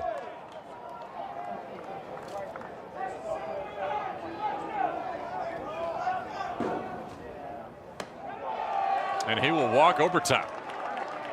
Perhaps smartly, but this will send Canarella, who had a frustrating last at-bat, back to the plate.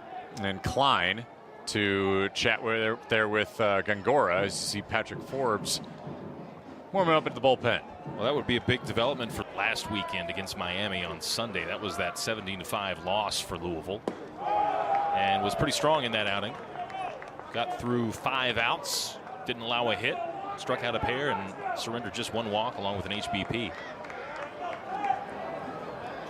Toe-to-toe here with Cam Canarella. Struck out on his last at-bat.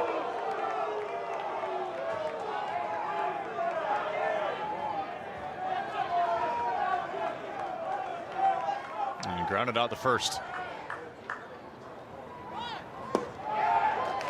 Forbes working down in that zone. In that bottom half, nicely down to Klein. Yeah, Patrick Forbes, terrific stuff as a young pitcher, 2nd year in the program. Again, was a weekend starter to start this season.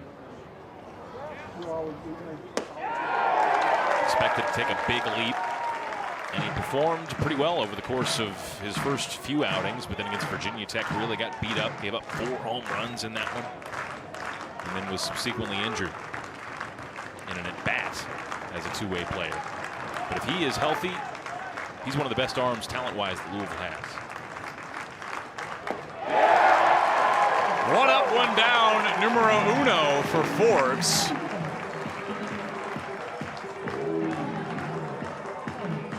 Well executed as he welcomes Jaron Purify to the plate, and not bad for the first few pitches. Well, if Louisville, or rather Clemson, has any thoughts of a comeback here, which they ought to given their history this season, of making comebacks. Forbes trying to slam the door shut on those thoughts. And a lot of fastball that we've seen so far because it is electric. 95 on that one. He can really dial it up. And a different look from Góngora in more ways than one, going from lefty to righty. He's a cruiser as that one nearing the top of the zone, called ball. Purified 1 for 1 on the day and walked. And successful bunt that just stayed inside the line.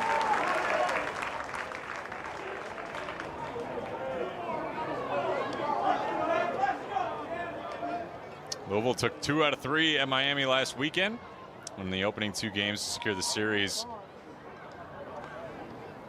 Forbes has some action against the Hurricanes.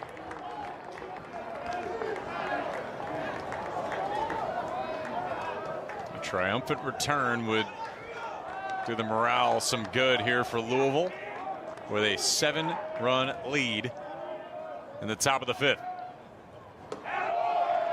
And Purify walked again.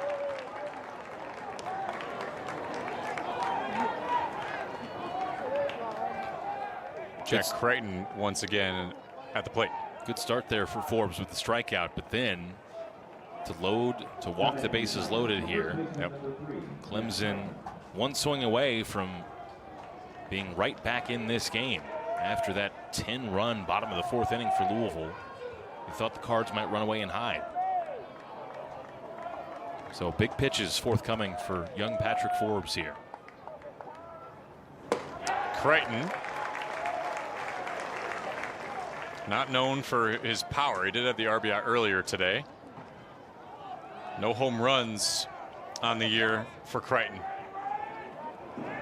An opportunity to lessen the wound, soften the blow here, I guess, as it were, for Clemson.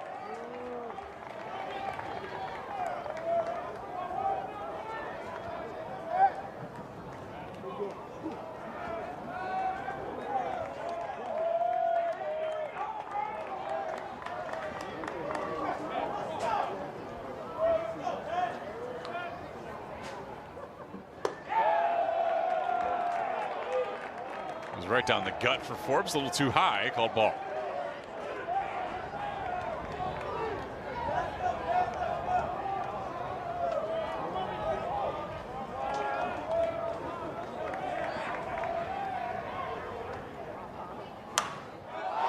Creighton swings it. Popped up for Klein, who collects behind home plate. Nicely done by Klein for the second out. Great job by Matt Klein to find that ball. Popped up straight over his head. Initially didn't locate it, but is able to recover, react quickly, and settle under it for a crucial, within the scope of this inning, a crucial out for Louisville, trying to avoid damage here. And for a guy that's made a couple of errors today, a big confidence boosting play for him, I'm sure, for Matt Klein. No doubt, be able to track it like that in times where he hasn't quite been able to. The catcher being ever so important behind plate for a multitude of reasons.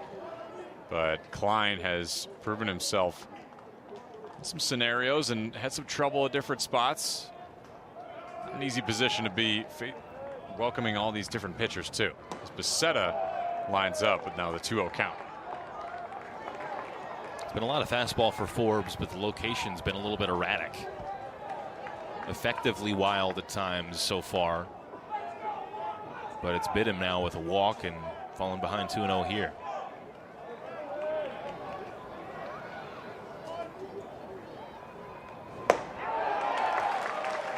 Good spot to be in if you're Forbes here. However, Becerra, 100 with runners in scoring position. Now the base is loaded. Becerra has every opportunity to help Clemson get back in this in the 5th. He finds the spot back towards King Jr., which will send right home. Clemson trying for the second. They do get over top home as well. 2-run score for the Tigers.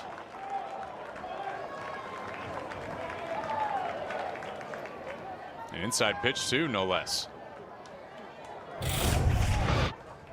Again, just a steady diet of fastballs from Forbes in this outing.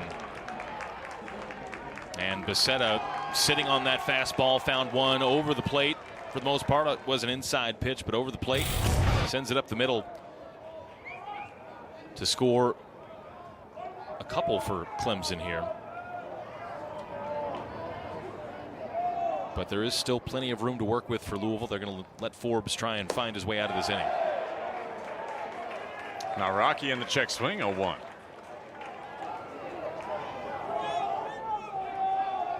There's just good contact there from Becerra. But after you've seen a ton of fastballs, you got it timed up in your mind pretty well. Just need to get one over the plate, and he did.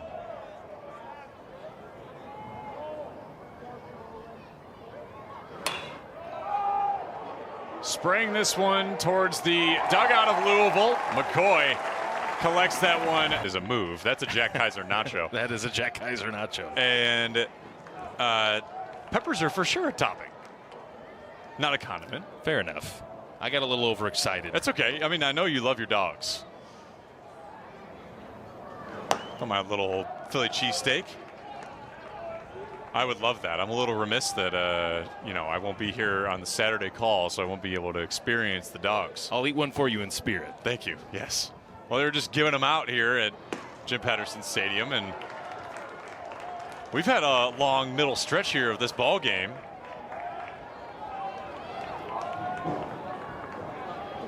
And a new pitcher on the mound for the Clemson Tigers, Matthew Marshall. Transfer out of Wofford, where he was highly sought after in the transfer portal in the offseason. A top 60 transfer according to D1 Baseball coming in from Wofford. Also experience at Furman in his career, so he's been around the block a time or two at a couple of different places. Coming up to Clemson here.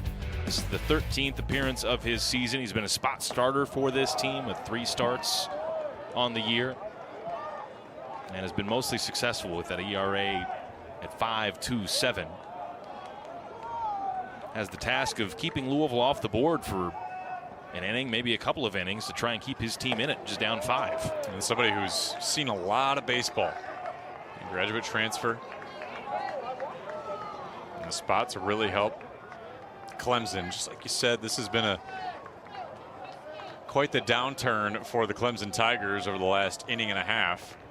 However, Louisville trying to compound on it and respond, really, because Clemson was able to come away with 2 as Zion Rose saves himself from the pickoff. Isaac Humphrey, the Kentucky native, sent a triple into left field earlier. Sends one into the parking lot.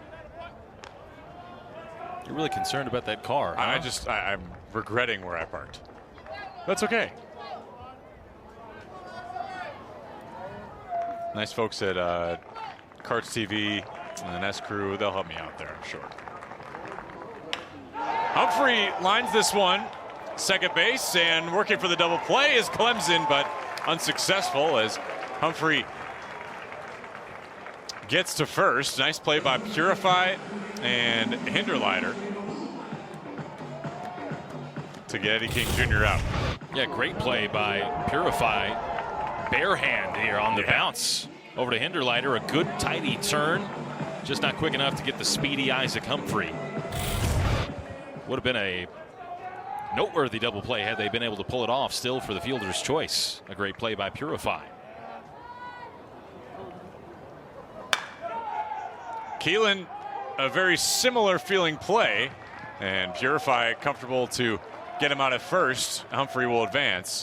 How about this freshman? He is really dialed in and finding himself in spots where he's just ready for anything there at second base. Yeah, and a good call here, I think, by Purify as well. Ground ball to you with a runner at first. Your first thought, at least as a baseball fan, is, hey, double play, try and turn it. And he wisely, rather than trying to go for 2 at second, just took the safe out at first. And I think a smart play there because, again, Humphrey with tons of speed. Eddie King Jr. back at the plate. I mistakenly said he was the one out. Zion Rose out there in the run on to second from Purify. The barehanded play to try to successfully get the double play on.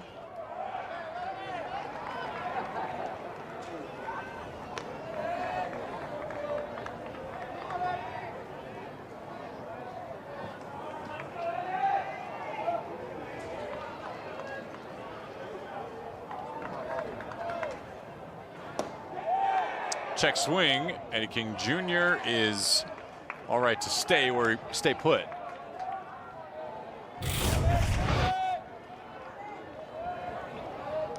Close call there on the check swing, but I think accurately called that he held. Yet another. He's good. Brandon Henson, the eagle eye. Along first.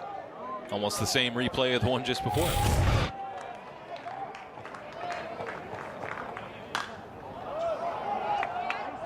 Fouled on by King. Well into the stands. And a fan will come over and souvenir. Can't take the hot dog home with you. Well, you could, I suppose, but got some hungry fans, but you can't take a foul ball home. King Jr. lofting towards deep right center, but Canarella keen to it, and that will end their 5th inning. Clemson on the way back. Louisville still a 5-run lead. Opening victory over a top 5 Clemson team. And they'll be riding the coattails there. Forbes, who's entered in on the top of the 5th. Working against Alden Mathis, who's been putting up numbers this season. Transfer in from Richmond. Made an immediate impact this year. Lucas Moore entering on the field for Louisville.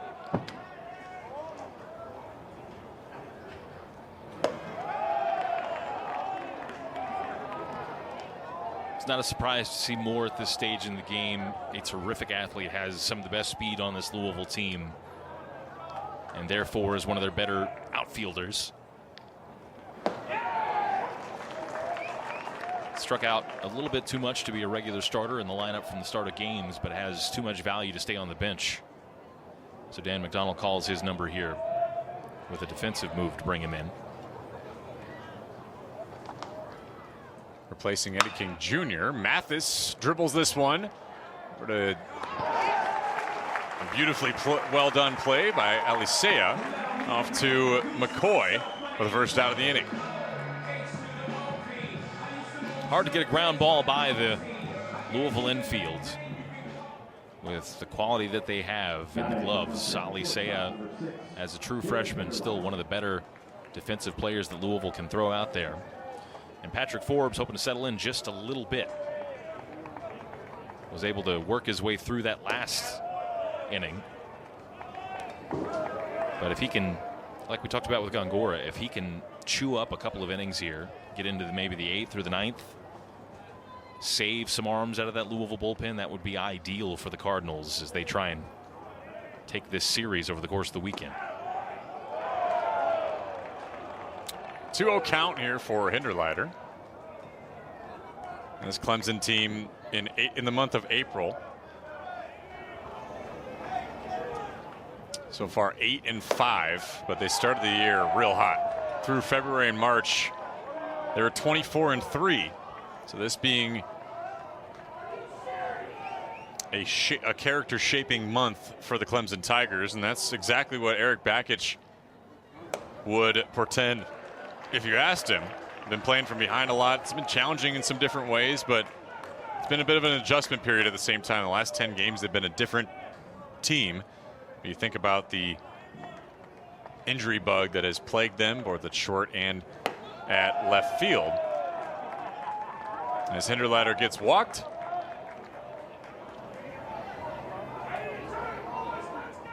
But as Eric Bakich relayed to us, looking to shut the Clemson offense down and quash any thoughts of a comeback. Quash like squash? I like it. I think that's a word. Now you're questioning me. You're the one using the big words today. It's normally my job on this broadcast. I will not apologize for the thesaurus that sometimes comes out. Quash, to reject or void, especially by legal procedure. Also, put an end to or suppress. So I stand by it, Joey Lindstrom. You did well.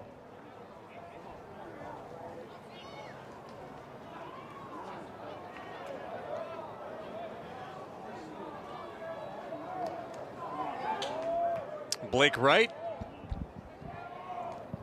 with one runner on base. He's swinging for the fences on that particular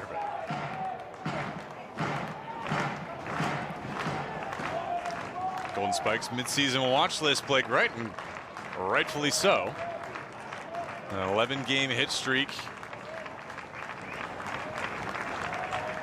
You can check that one off the box for tonight as well. Gets past third, and this will advance runners. A runner, rather. Nicely done for Clemson. Blake Wright adds another hit tonight. Well, Joey, write this down. Take a little note. Blake Wright, a really talented baseball player. That fourth inning did a number on us, huh? That's right. You did it again. But I'll go back to what I was saying when Campbell was called into the game. This game is not over by any stretch. 5 runs is not insurmountable with plenty of outs left to work with for Clemson. So Louisville gonna put all the chips into the middle on this game and try and win this game rather than look ahead to Saturday and Sunday. And if they're gonna do that, Campbell's gotta find some outs here, find the strike zone and find some outs to get out of this jam. Not a guy that you want to go up against to try to get out of a jam with Obertop at the plate. Again, the transfer from Michigan. And so decorated in his career. Trying to give his big stamp on this Clemson program. Following his coach, Eric Bakich. From Wolverine to Tiger.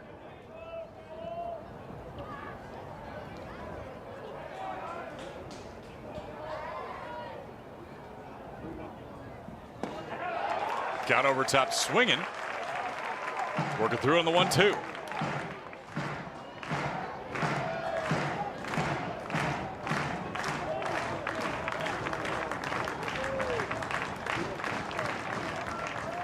Home runs this season. In his 28th start. Campbell caught him swinging. Obertop's gone, and that leaves one more out for Louisville in the top of the 6th. Huge strikeout for Campbell on a big pitch up in the zone. Obertop, very hittable height, but just wasn't ready for that location. Swings under it. And Campbell hoping to strand a couple of Tigers out there on the base paths right now.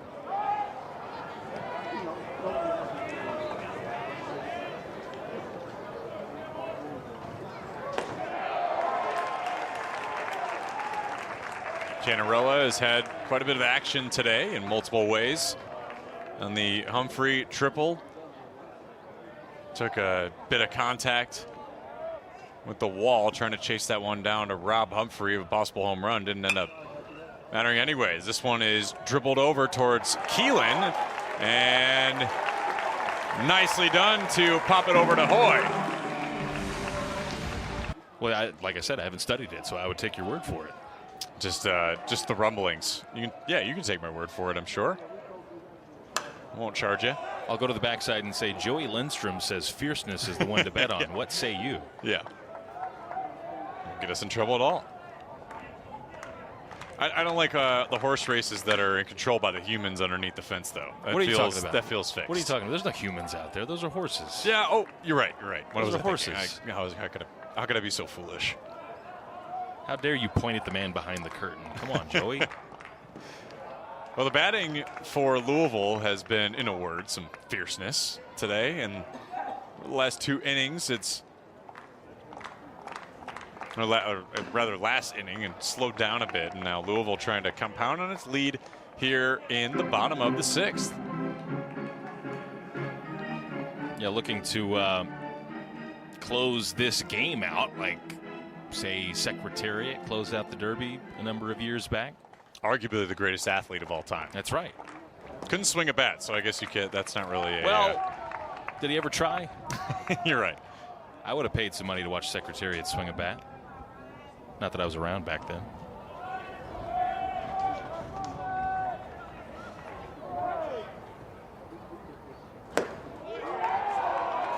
Got him looking, and nicely done by Marshall. 6 Ks tonight for Clemson. Breaking pitch here to McCoy. This is really the one hole in his game right now at the plate. And you saw him with a little shake of the head. He thought that pitch was outside. And then bit his bottom lip as he realized that it was in there for a strike and had to turn and walk to the dugout.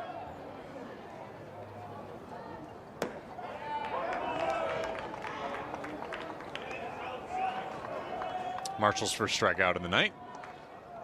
Matt Klein. A wild pitch will send Klein over to first, but to no avail. Off to Crichton and out. Well, and for this game specifically, this quick work here by Marshall is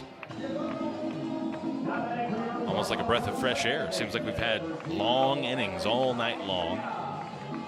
And just what Clemson needs is a quick inning to get their bats back up there.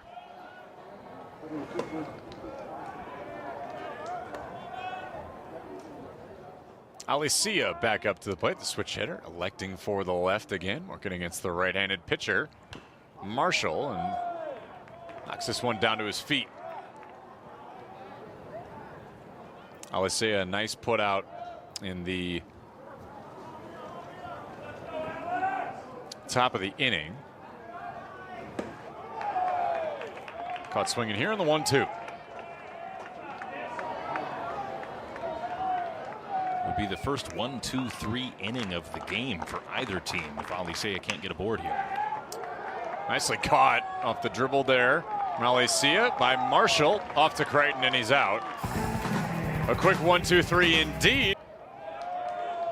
Campbell at the mound for Louisville. It's Jaron Purify, the freshman who has done well to get on base, twice walked. Tigers ranked 5th in the country.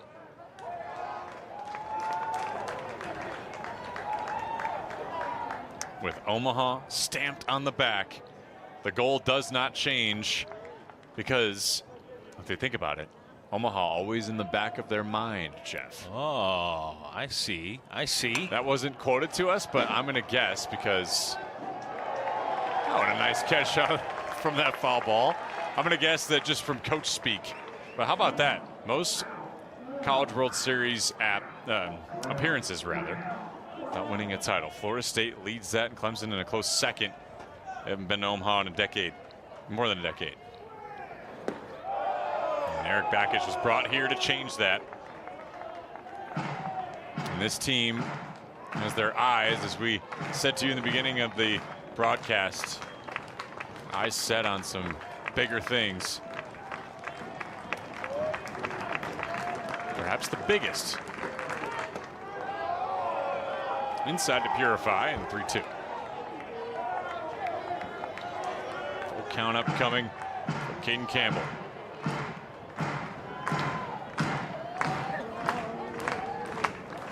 A sophomore from Fairfield High School in Cincinnati. Purify's third walk of the evening, and it beckons a question. I mean, he's not a particularly spectacular hitter, just statistically might have the proclivity to send one deep, but 3 walks for Purify. Some small fear of the freshman, or what do you think? Just a good eye by him today. Doing a good job of forcing the opponent to be in the strike zone. Give me a pitch to hit, or else I'll take my free pass.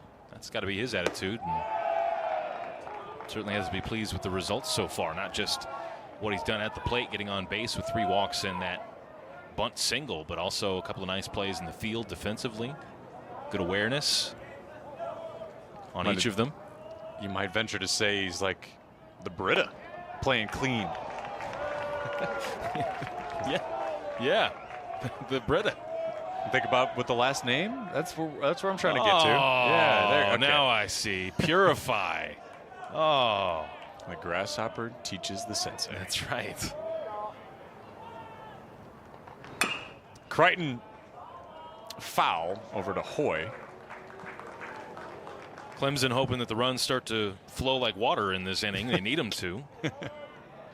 Unfiltered as well.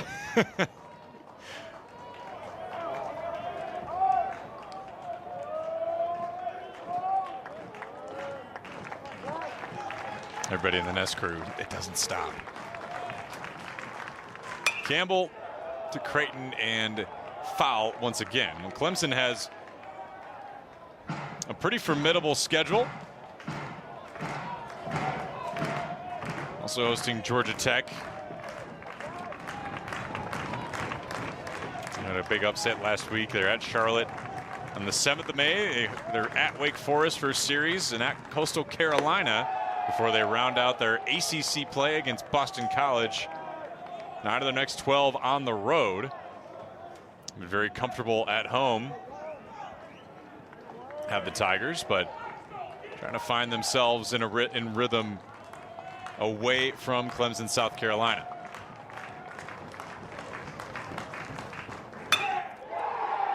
Sprayed into right center. It's held up there by Humphrey.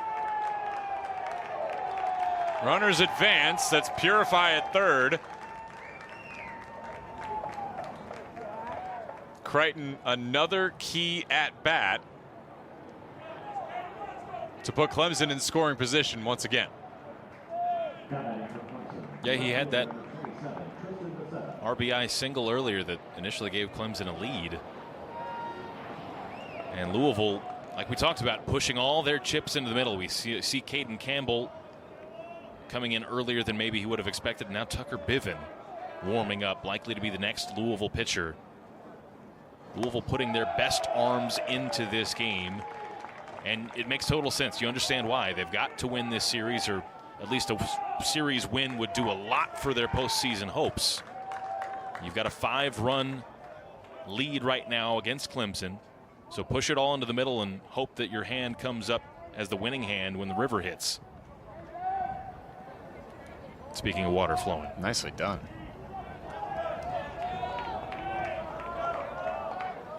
But a big spot here for Campbell with Biven waiting in the wings. He's got to find a way to throw some strikes here.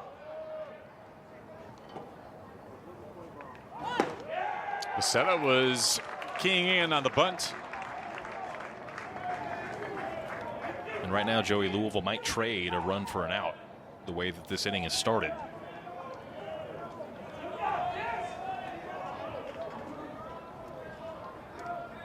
Cut your losses a little bit.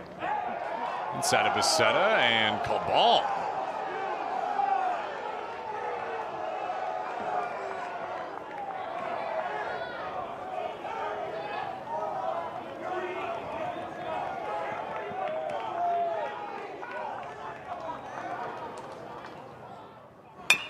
Becerra grounding towards short. That's Keelan. And they will sacrifice a run for an out as Purify scores for the Tigers. That Louisville middle infield of Keelan and Alisea had hopes of turning to, but wisely the freshman Alisea swallowing that ball as he turned toward first. Another heady play for a youngster to not try and force it. Just too slowly hit that ground ball for Louisville to be able to turn two.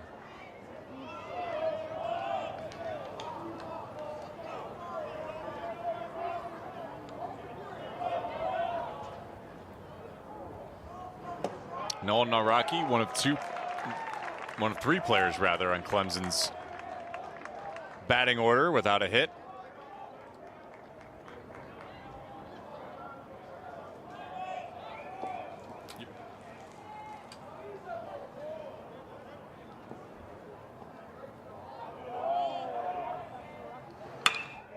This time he sends it into left. Casually collected there by Benson. It will keep Becerra at bay at first. Really good spot to be if you're Campbell. Yep. Yeah, really good contact on that swing from Naraki. Just unfortunate for him, it was hit right where JT Benson was positioned in left field. Took a step in and then took maybe 2-3 steps back and made a comfortable catch. And I wouldn't be surprised, Joey, if Campbell gets out of trouble, Tucker Piven comes in the 8th, and Louisville tries to ride him all the way to a victory. Would be the guy to do it. No doubt.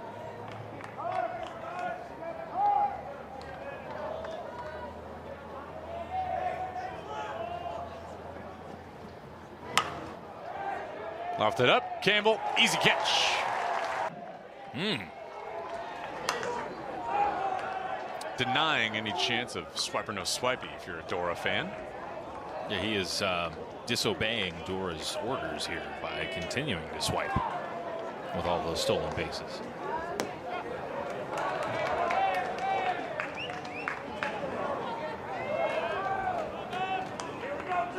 Had a good game overall, JT Benson. Doing what he does, getting on base with a couple of walks. And then, as we know, had that 2-run double back in that 4th inning that was part of the explosion for Louisville offensively. Skies this one into left center, and it will be collected by Canarella.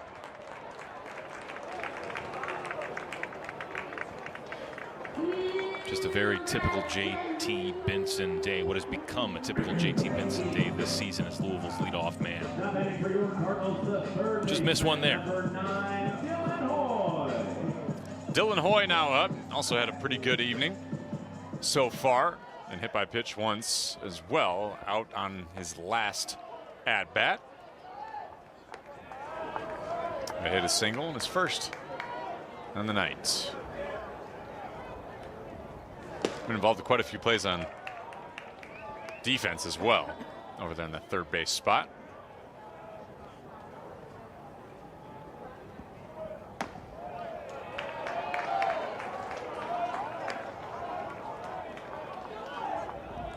Marshall so far now his 37th pitch.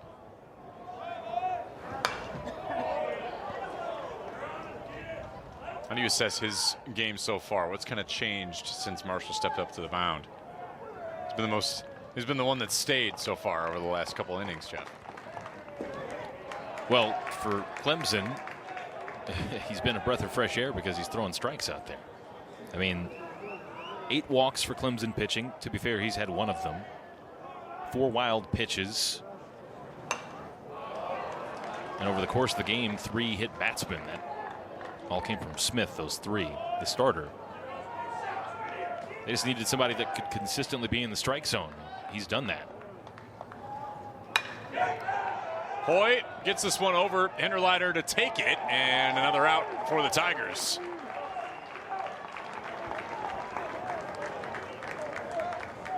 I mean, a lot of the damage that Louisville did. Again, Louisville's only scored in 2 innings in this game.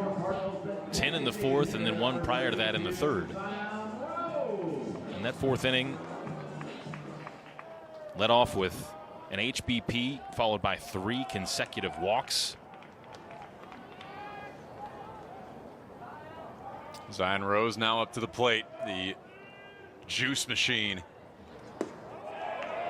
Walk-up song is Let's Go by Key Glock. If that doesn't tell you a little bit about the character of this guy. Bit of an energizer bunny for this team. Or I beg your pardon. Wing it. Fourth inning was an HBP followed by a walk and then a single ultimately. And then later in the inning there were a couple of consecutive walks. I don't know if I can forgive you for that. I know. How about Zion Rose? Unforgiving smack on this ball, but it's held up by Becerra to end the inning. The 8th on the way back. Cardinals lead by 4. Appearance. But then on Saturday, 2 innings of shutout work, allowing just 2 hits. You mentioned the fastball has terrific run, movement. By stuff, he is perhaps Louisville's very best pitcher. And he has stepped forward, grown by leaps and bounds since last year when he was a promising freshman that got some midweek starts. Taking on a new role this year as the de facto closer. Going up against Hinderleiter.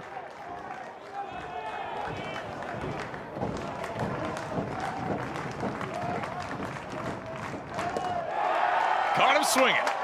1 up, 1 down for Bivin. And that gives Louisville their 10th strikeout. And that's what's given Tucker Bivin this closer's job, is his ability to strike out opponents, especially in comparison to the number of walks that he allows. That's his 30th strikeout of the season in 23 1/3 innings, compared to just 6 walks. He attacks opposing hitters.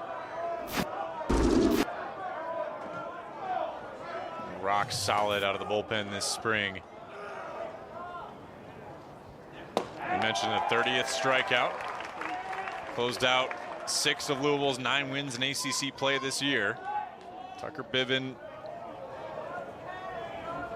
a player they rely on heavily to take them home.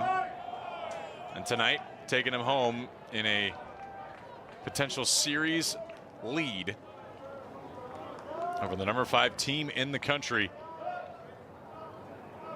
This will be monumental for Louisville's season as he gets his 2nd strike against Blake Wright.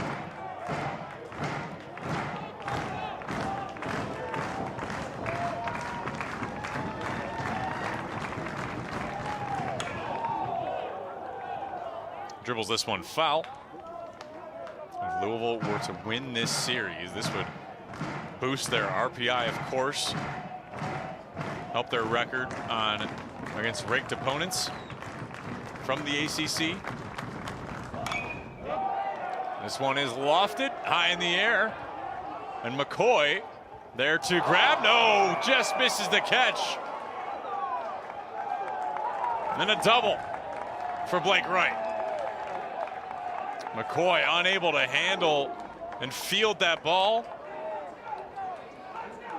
Spells poorly for Louisville.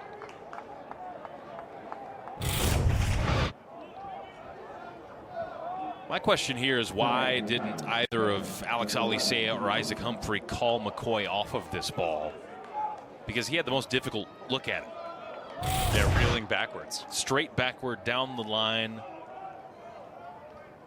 To be fair, he's in position to make the catch, and it's a catch that you would expect him to make.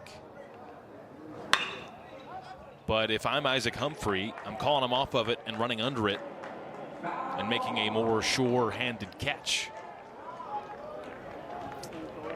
Blake Wright had 2 hits, 2 RBIs against Georgia out of the 3 runs that Clemson was able to score on Tuesday. It's this one off Bivin, albeit the fielding error. And you got Obertop at the plate, who can really charge one if he gets a hold of it.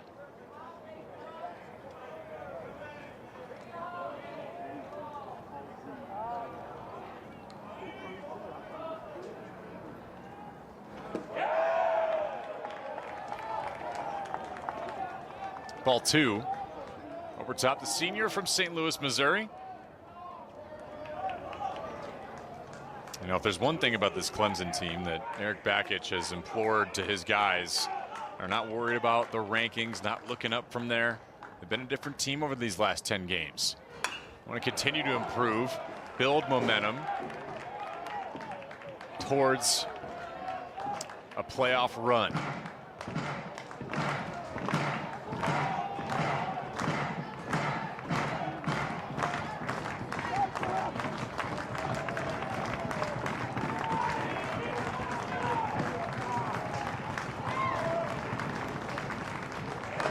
Tucker Bivens 15th.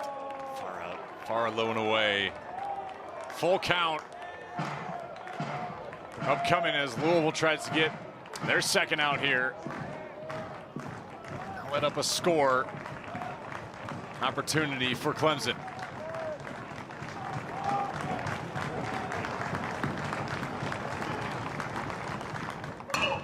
Obertop sends this one back towards Humphrey. He collects.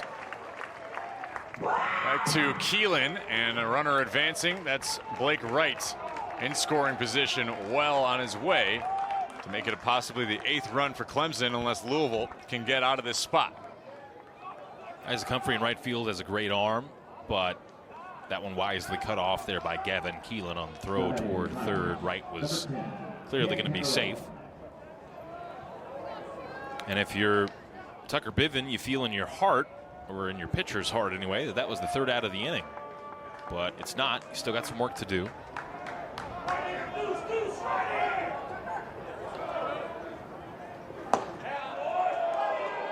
Good spot, yet a ball. And Scott Klein has been pretty precise on the zone. Cam Canarella unsuccessful at the plate tonight. Was frustrated at his second at-bat, visibly.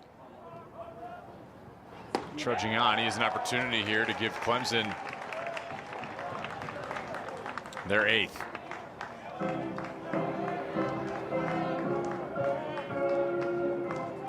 Thanks for being with us here on ACC Network Extra. Alongside Jeff Milby, Joey Lindstrom, our entire ACC Network crew. Nest crew, the best crew. Canarella finding the space amongst the outfield there of Louisville, and an RBI single for the sophomore.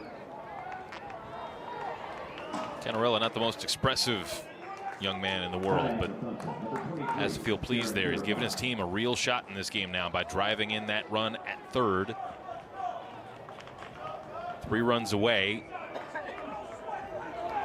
Still with plenty of time in this game, with the 9th inning yet to come. Gets off the schneid as well. Purify up.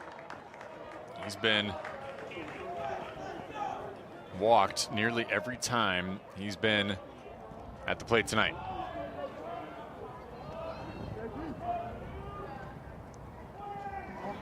Less for that bunt. It just stayed fair.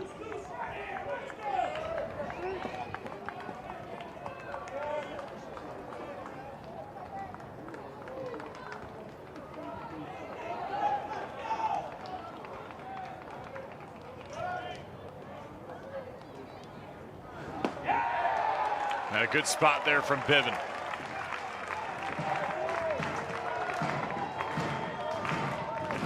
The strength is in the relief for Louisville at times this season.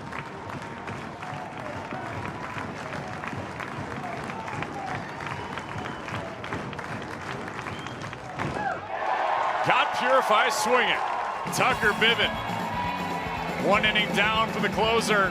Cards.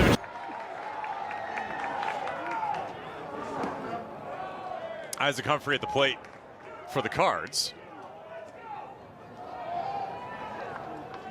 That one hit, so impactful. Crack heard around the world. Maybe this one's another one.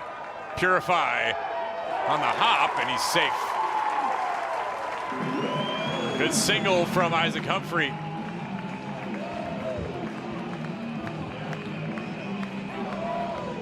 Would have taken a highlight play here from Purify to get Humphrey out. Nearly pulled it off as well, to give him credit on the jump throw. Just did not have enough power on that jump throw to cut down Humphrey deep in the hole there.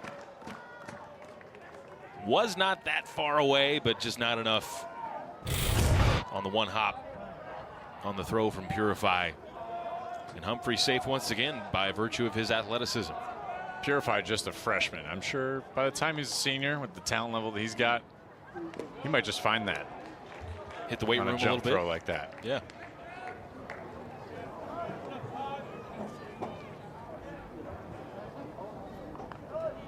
Dan McDonald likes to describe some of the players in the ACC as horses. I feel like Purify might fit that bill later on as Humphrey tries to advance, yet foul here from Keelan.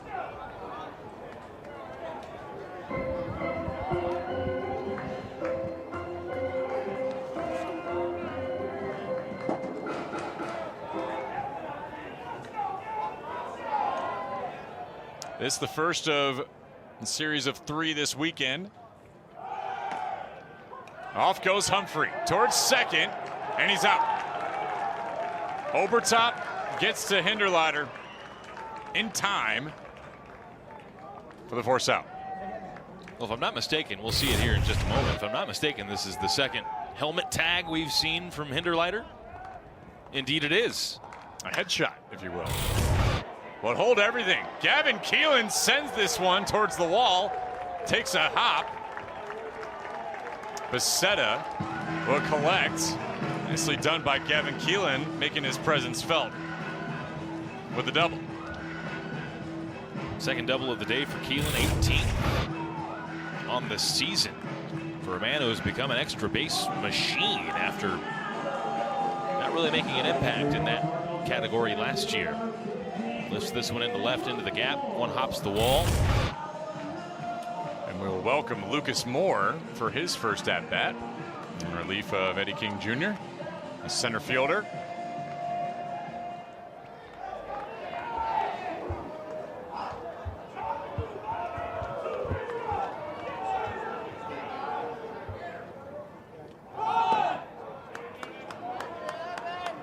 And it looks like Lucas Moore is going to be asked to just do the job here and advance the runner, laying down a bunt.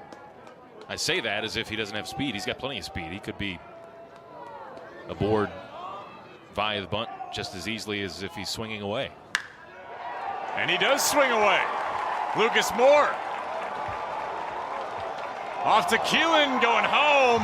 Obertop collects it. What a throw. A beautiful throw from Alden Mathis.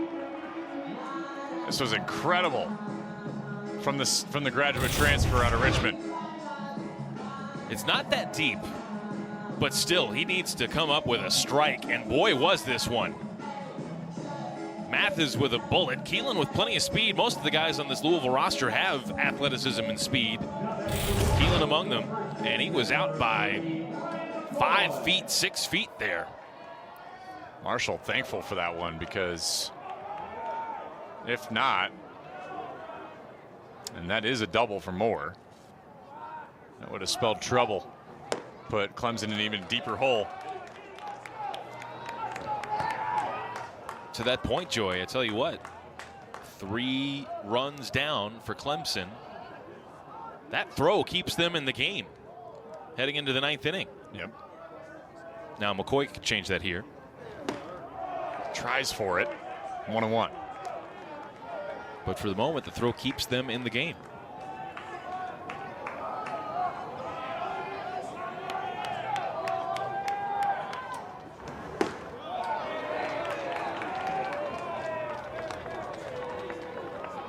That was the 55th pitch for Marshall. And Matt Marshall, the super senior and graduate from Wofford College. Plenty of pitching experience. Into the bullpen for the Tigers.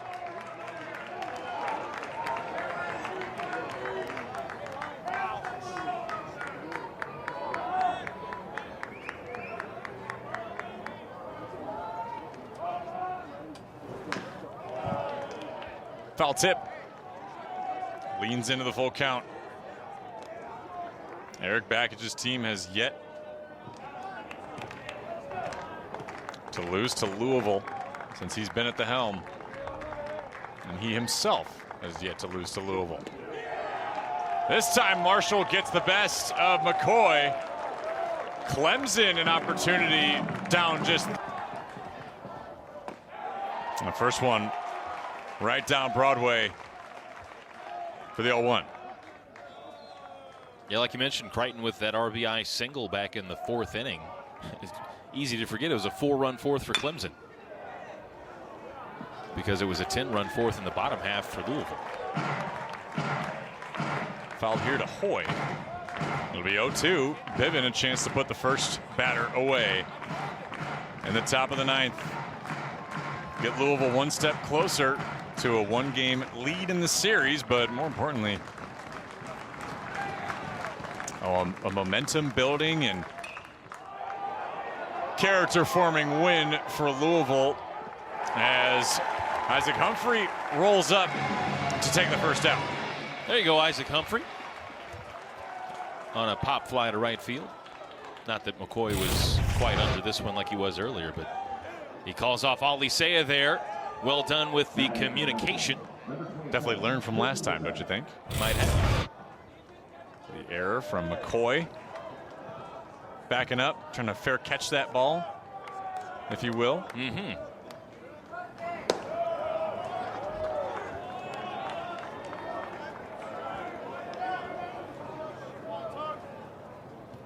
Here's a guy who's set his teammates up well tonight. 2 outside, 2 ball.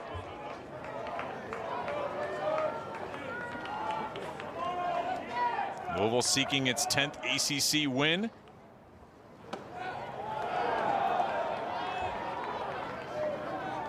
Something Dan McDonald talked about a couple of weeks ago, Joey, that Louisville had survived the first few weekends in ACC play, and that it was time for them to begin to thrive.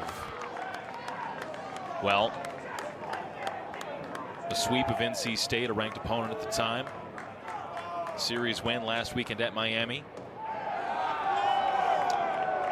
Certainly would count as thriving, and this would be the biggest of all if they could win a couple of this weekend. Frustrating one for Dan McDonald to watch as Bivin concedes the walk.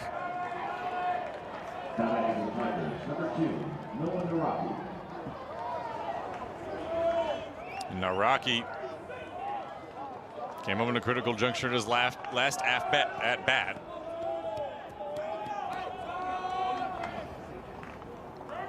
Trying to advance Becerra. And a good spot there for Bivin.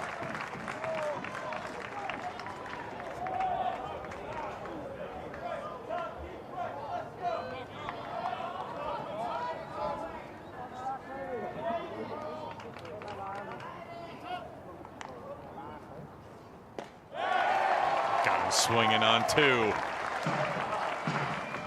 Boy, you're right. When Bivin is on it, he is on it. You can hear the rounds of cheers when he places that ball exactly where it needs to be in the zone.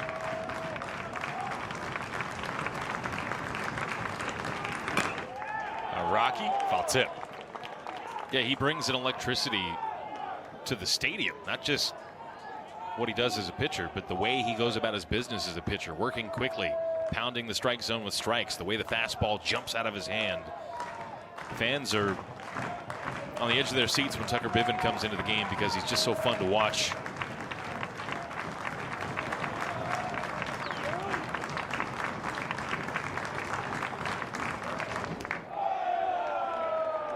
And he's hoping that they're not on the edge of their seats for a different reason here in this 9th inning. The way this game has gone at a couple different points, can't be surprised if there might be a little bit of extra drama, but Louisville is trying to make sure that they don't let anything up yet. Now Rocky dribbles this one through center.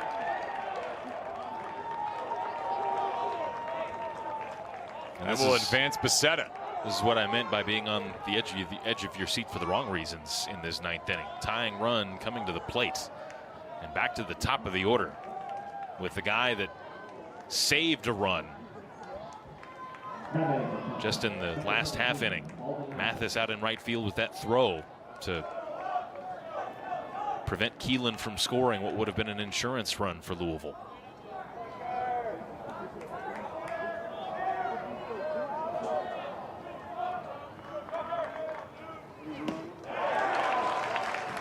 Mathis wanted it.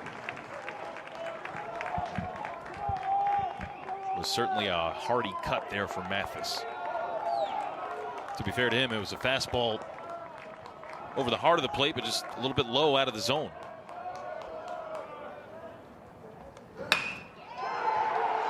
Finds over to right field to Humphrey, who will throw down to McCoy. Bases loaded for the Tigers as they welcome Jacob Hinderleiter, one of their best batters.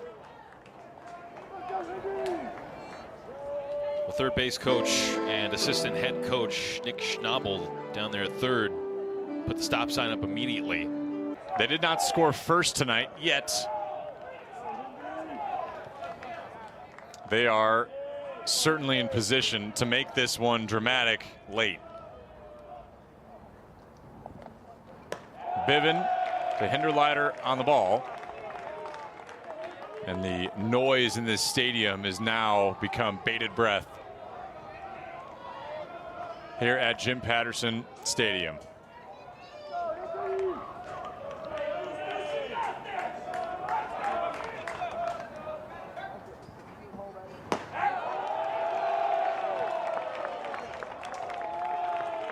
Bivin, yet another ball.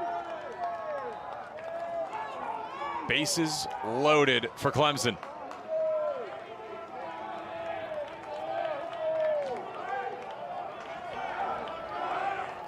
Hinderleiter, 36 RBIs coming into this one. And the first strike on this particular face-off. And Hinderleiter with the ignominious line of being 0 for 4 with 4 strikeouts. He did get aboard with a walk back in the 6th.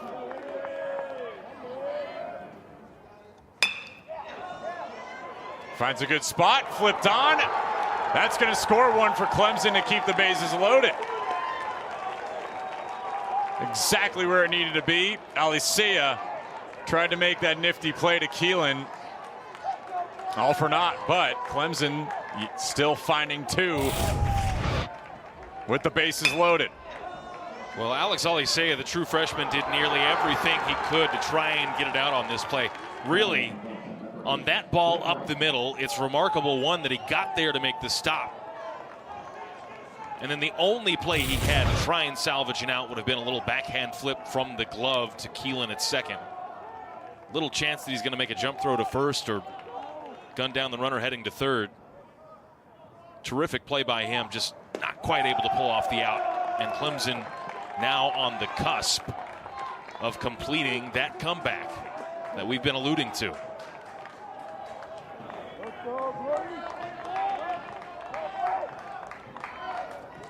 Blake Wright, leader on the team in RBIs.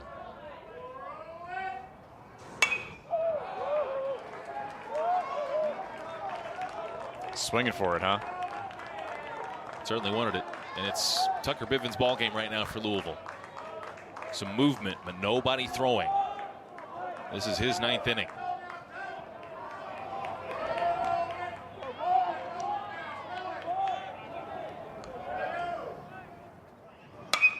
Blake Wright towards deep right center. It hangs up for Humphrey. One more runner scores for Clemson. It's now Rocky sliding in, and it is a 1-run game with runners on first and second. 1 out remaining. Mathis and Hinderleiter.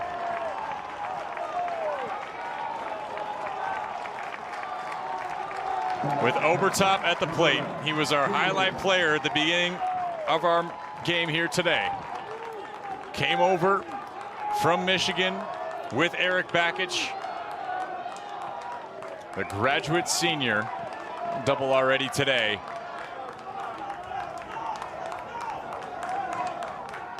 Tucker Biven determined to seal a win for Louisville. Some late game theatrics here.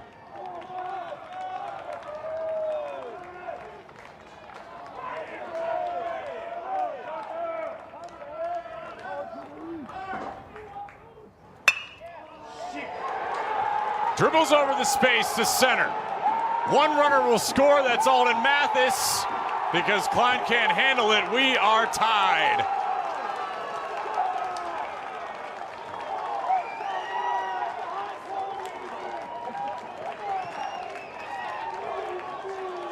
The Tigers, the comeback kids, have evened the score. And it's been a parade of hits up the middle. That's the 4th single allowed this inning by Tucker Biven. If memory serves, all of them have come up the middle. That's not to include the ball that Ali Seiya was able to get a stop on, or rather it is to include it, I should say. Point being, Tucker Biven with his terrific fastball and great velocity. This Clemson team has timed it up in this inning. Just hit it right back where it came from each time. How about Alden Mathis hitting R2 to try to get home? Some real nifty base running by the graduate.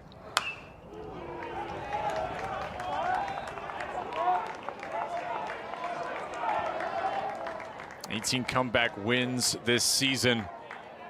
Now tying, you can call it a bit of a comeback, of course. Trailed 11-4 in the top of the 5th. Have held Louisville at bay ever since.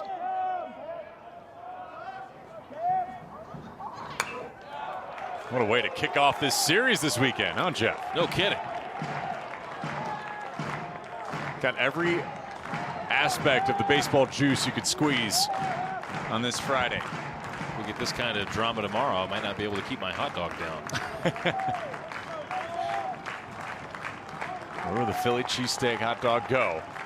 Cam Canarella, the 1 out remaining in the top of the 9th.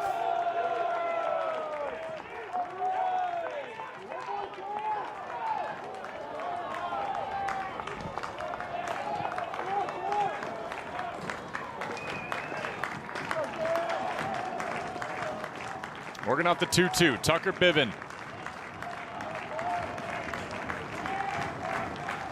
3 runs let up in this 9th.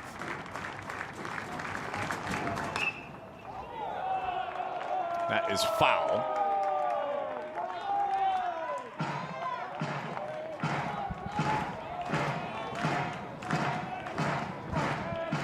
We know Clemson's good for it in the long haul as well. Going toe-to-toe with Georgia for 15 innings on Tuesday.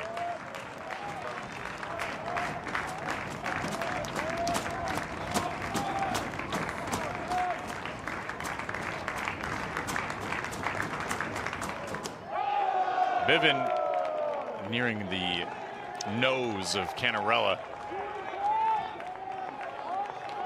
He's already taken some contact to the head and neck area tonight with the impact on the wall in the 4th.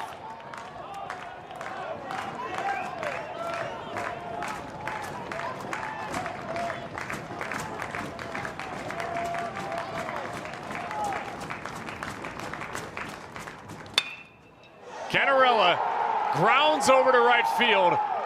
Clemson takes the lead. Perhaps a double for Canarella. Is he safe at second base? Brandon Henson says so. We may have a review on our hands, and we will. Yeah, Gavin Keelan came out of this play vehement that he had applied the tag. It's a very makeable play at home from Isaac Humphrey if the throw is on target. Then there's this late play where Canarella kind of skips off the bag, hops off the bag. Keelan pleading his case that he completed the tag here as he tries to jump around the tag, in fact. And on first look there, Joey, I think Keelan may have gotten the tag in before Canarella landed on second base. And if that's the case, that would be the end of the inning. Clemson would have just the 1-run lead, because this wouldn't eliminate the run, obviously. If this is overturned and it's an out, the run will still count. This is a matter of just Louisville getting out of the inning with just the 1-run deficit at this point. But I think on first view there, we'll get plenty of looks at it, I'm sure. It looked like maybe Keelan applied the tag in the midsection there of Canarella as he tries to hop over the glove before Canarella landed on second base.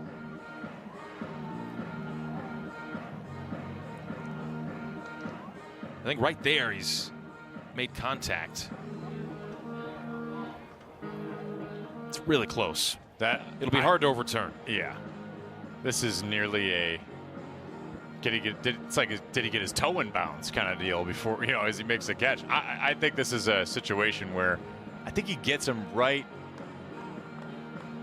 here and before his toe touches the bag. It looks to me like it's before his toe touches the bag, but the question here, if you're the umpires, can you say with confidence, is it indisputable? There's no clock, no time. Here's the call.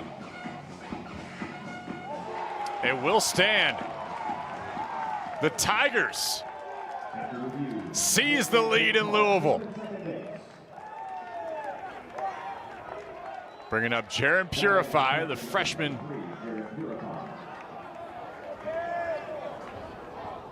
Three walks today and a strikeout for Purify.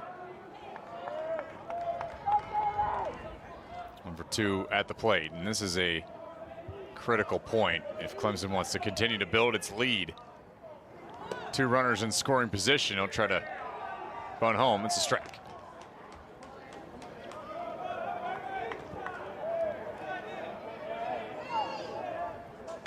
Just an unfortunate sequence of events if you're a Louisville fan.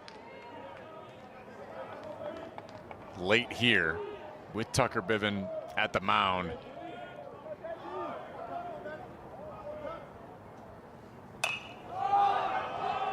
Skied in the nighttime, and it's nicely calls, and now it's Austin Gordon on for Clemson, Jeff. Austin Gordon, he is a fireball throwing right-hander, up to 97 on the fastball. It's part of the reason the D1 baseball had him regarded as one of the top prospects in the ACC in terms of his professional prospects. And he's been terrific this season, although most recently on Tuesday in that marathon game, he did give up a run on 2 hits. And that's exactly what Louisville is looking for right here in the bottom of the 9th, is 1 run.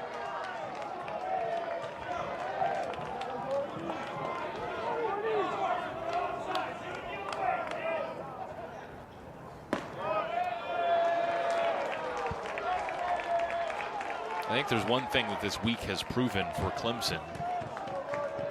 The season has proven it, but this week has especially proven it, Joey. They are a resilient bunch. They do not look away. Klein is on base. And that's important for the Cardinals.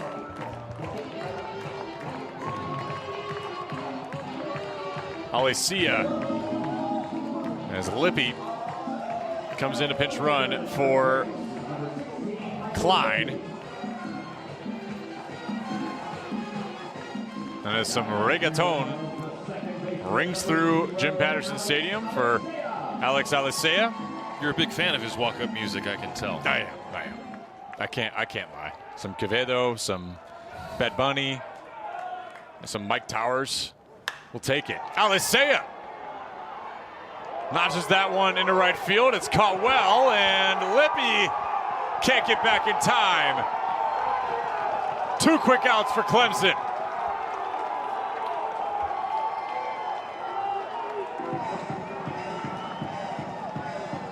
What a turn of events. Alicea put a charge in this one, hit it really well. That catch by Mathis. But then the throw, Yeah. the issue here, Joey, the story for Louisville is that Lippy, immediately took off for second, didn't consider that Mathis was going to be able to make that play. And really, it was more or less hit right at him. Wasn't a difficult catch necessarily to make. It just came off the bat so sweetly for Ali Sayed that Lippy took off. And Clemson able to turn two in unconventional fashion and eliminate that Louisville base runner. And now the Cardinals down to their final out on what has to be considered a base running mistake by Michael Lippy. All eyes point to JT Benson, the leadoff hitter. Had a good night tonight. Markedly won in the fourth. Lines out. Clemson wins. Hinderleiter seals it for the Tigers. And the comeback kids do it again.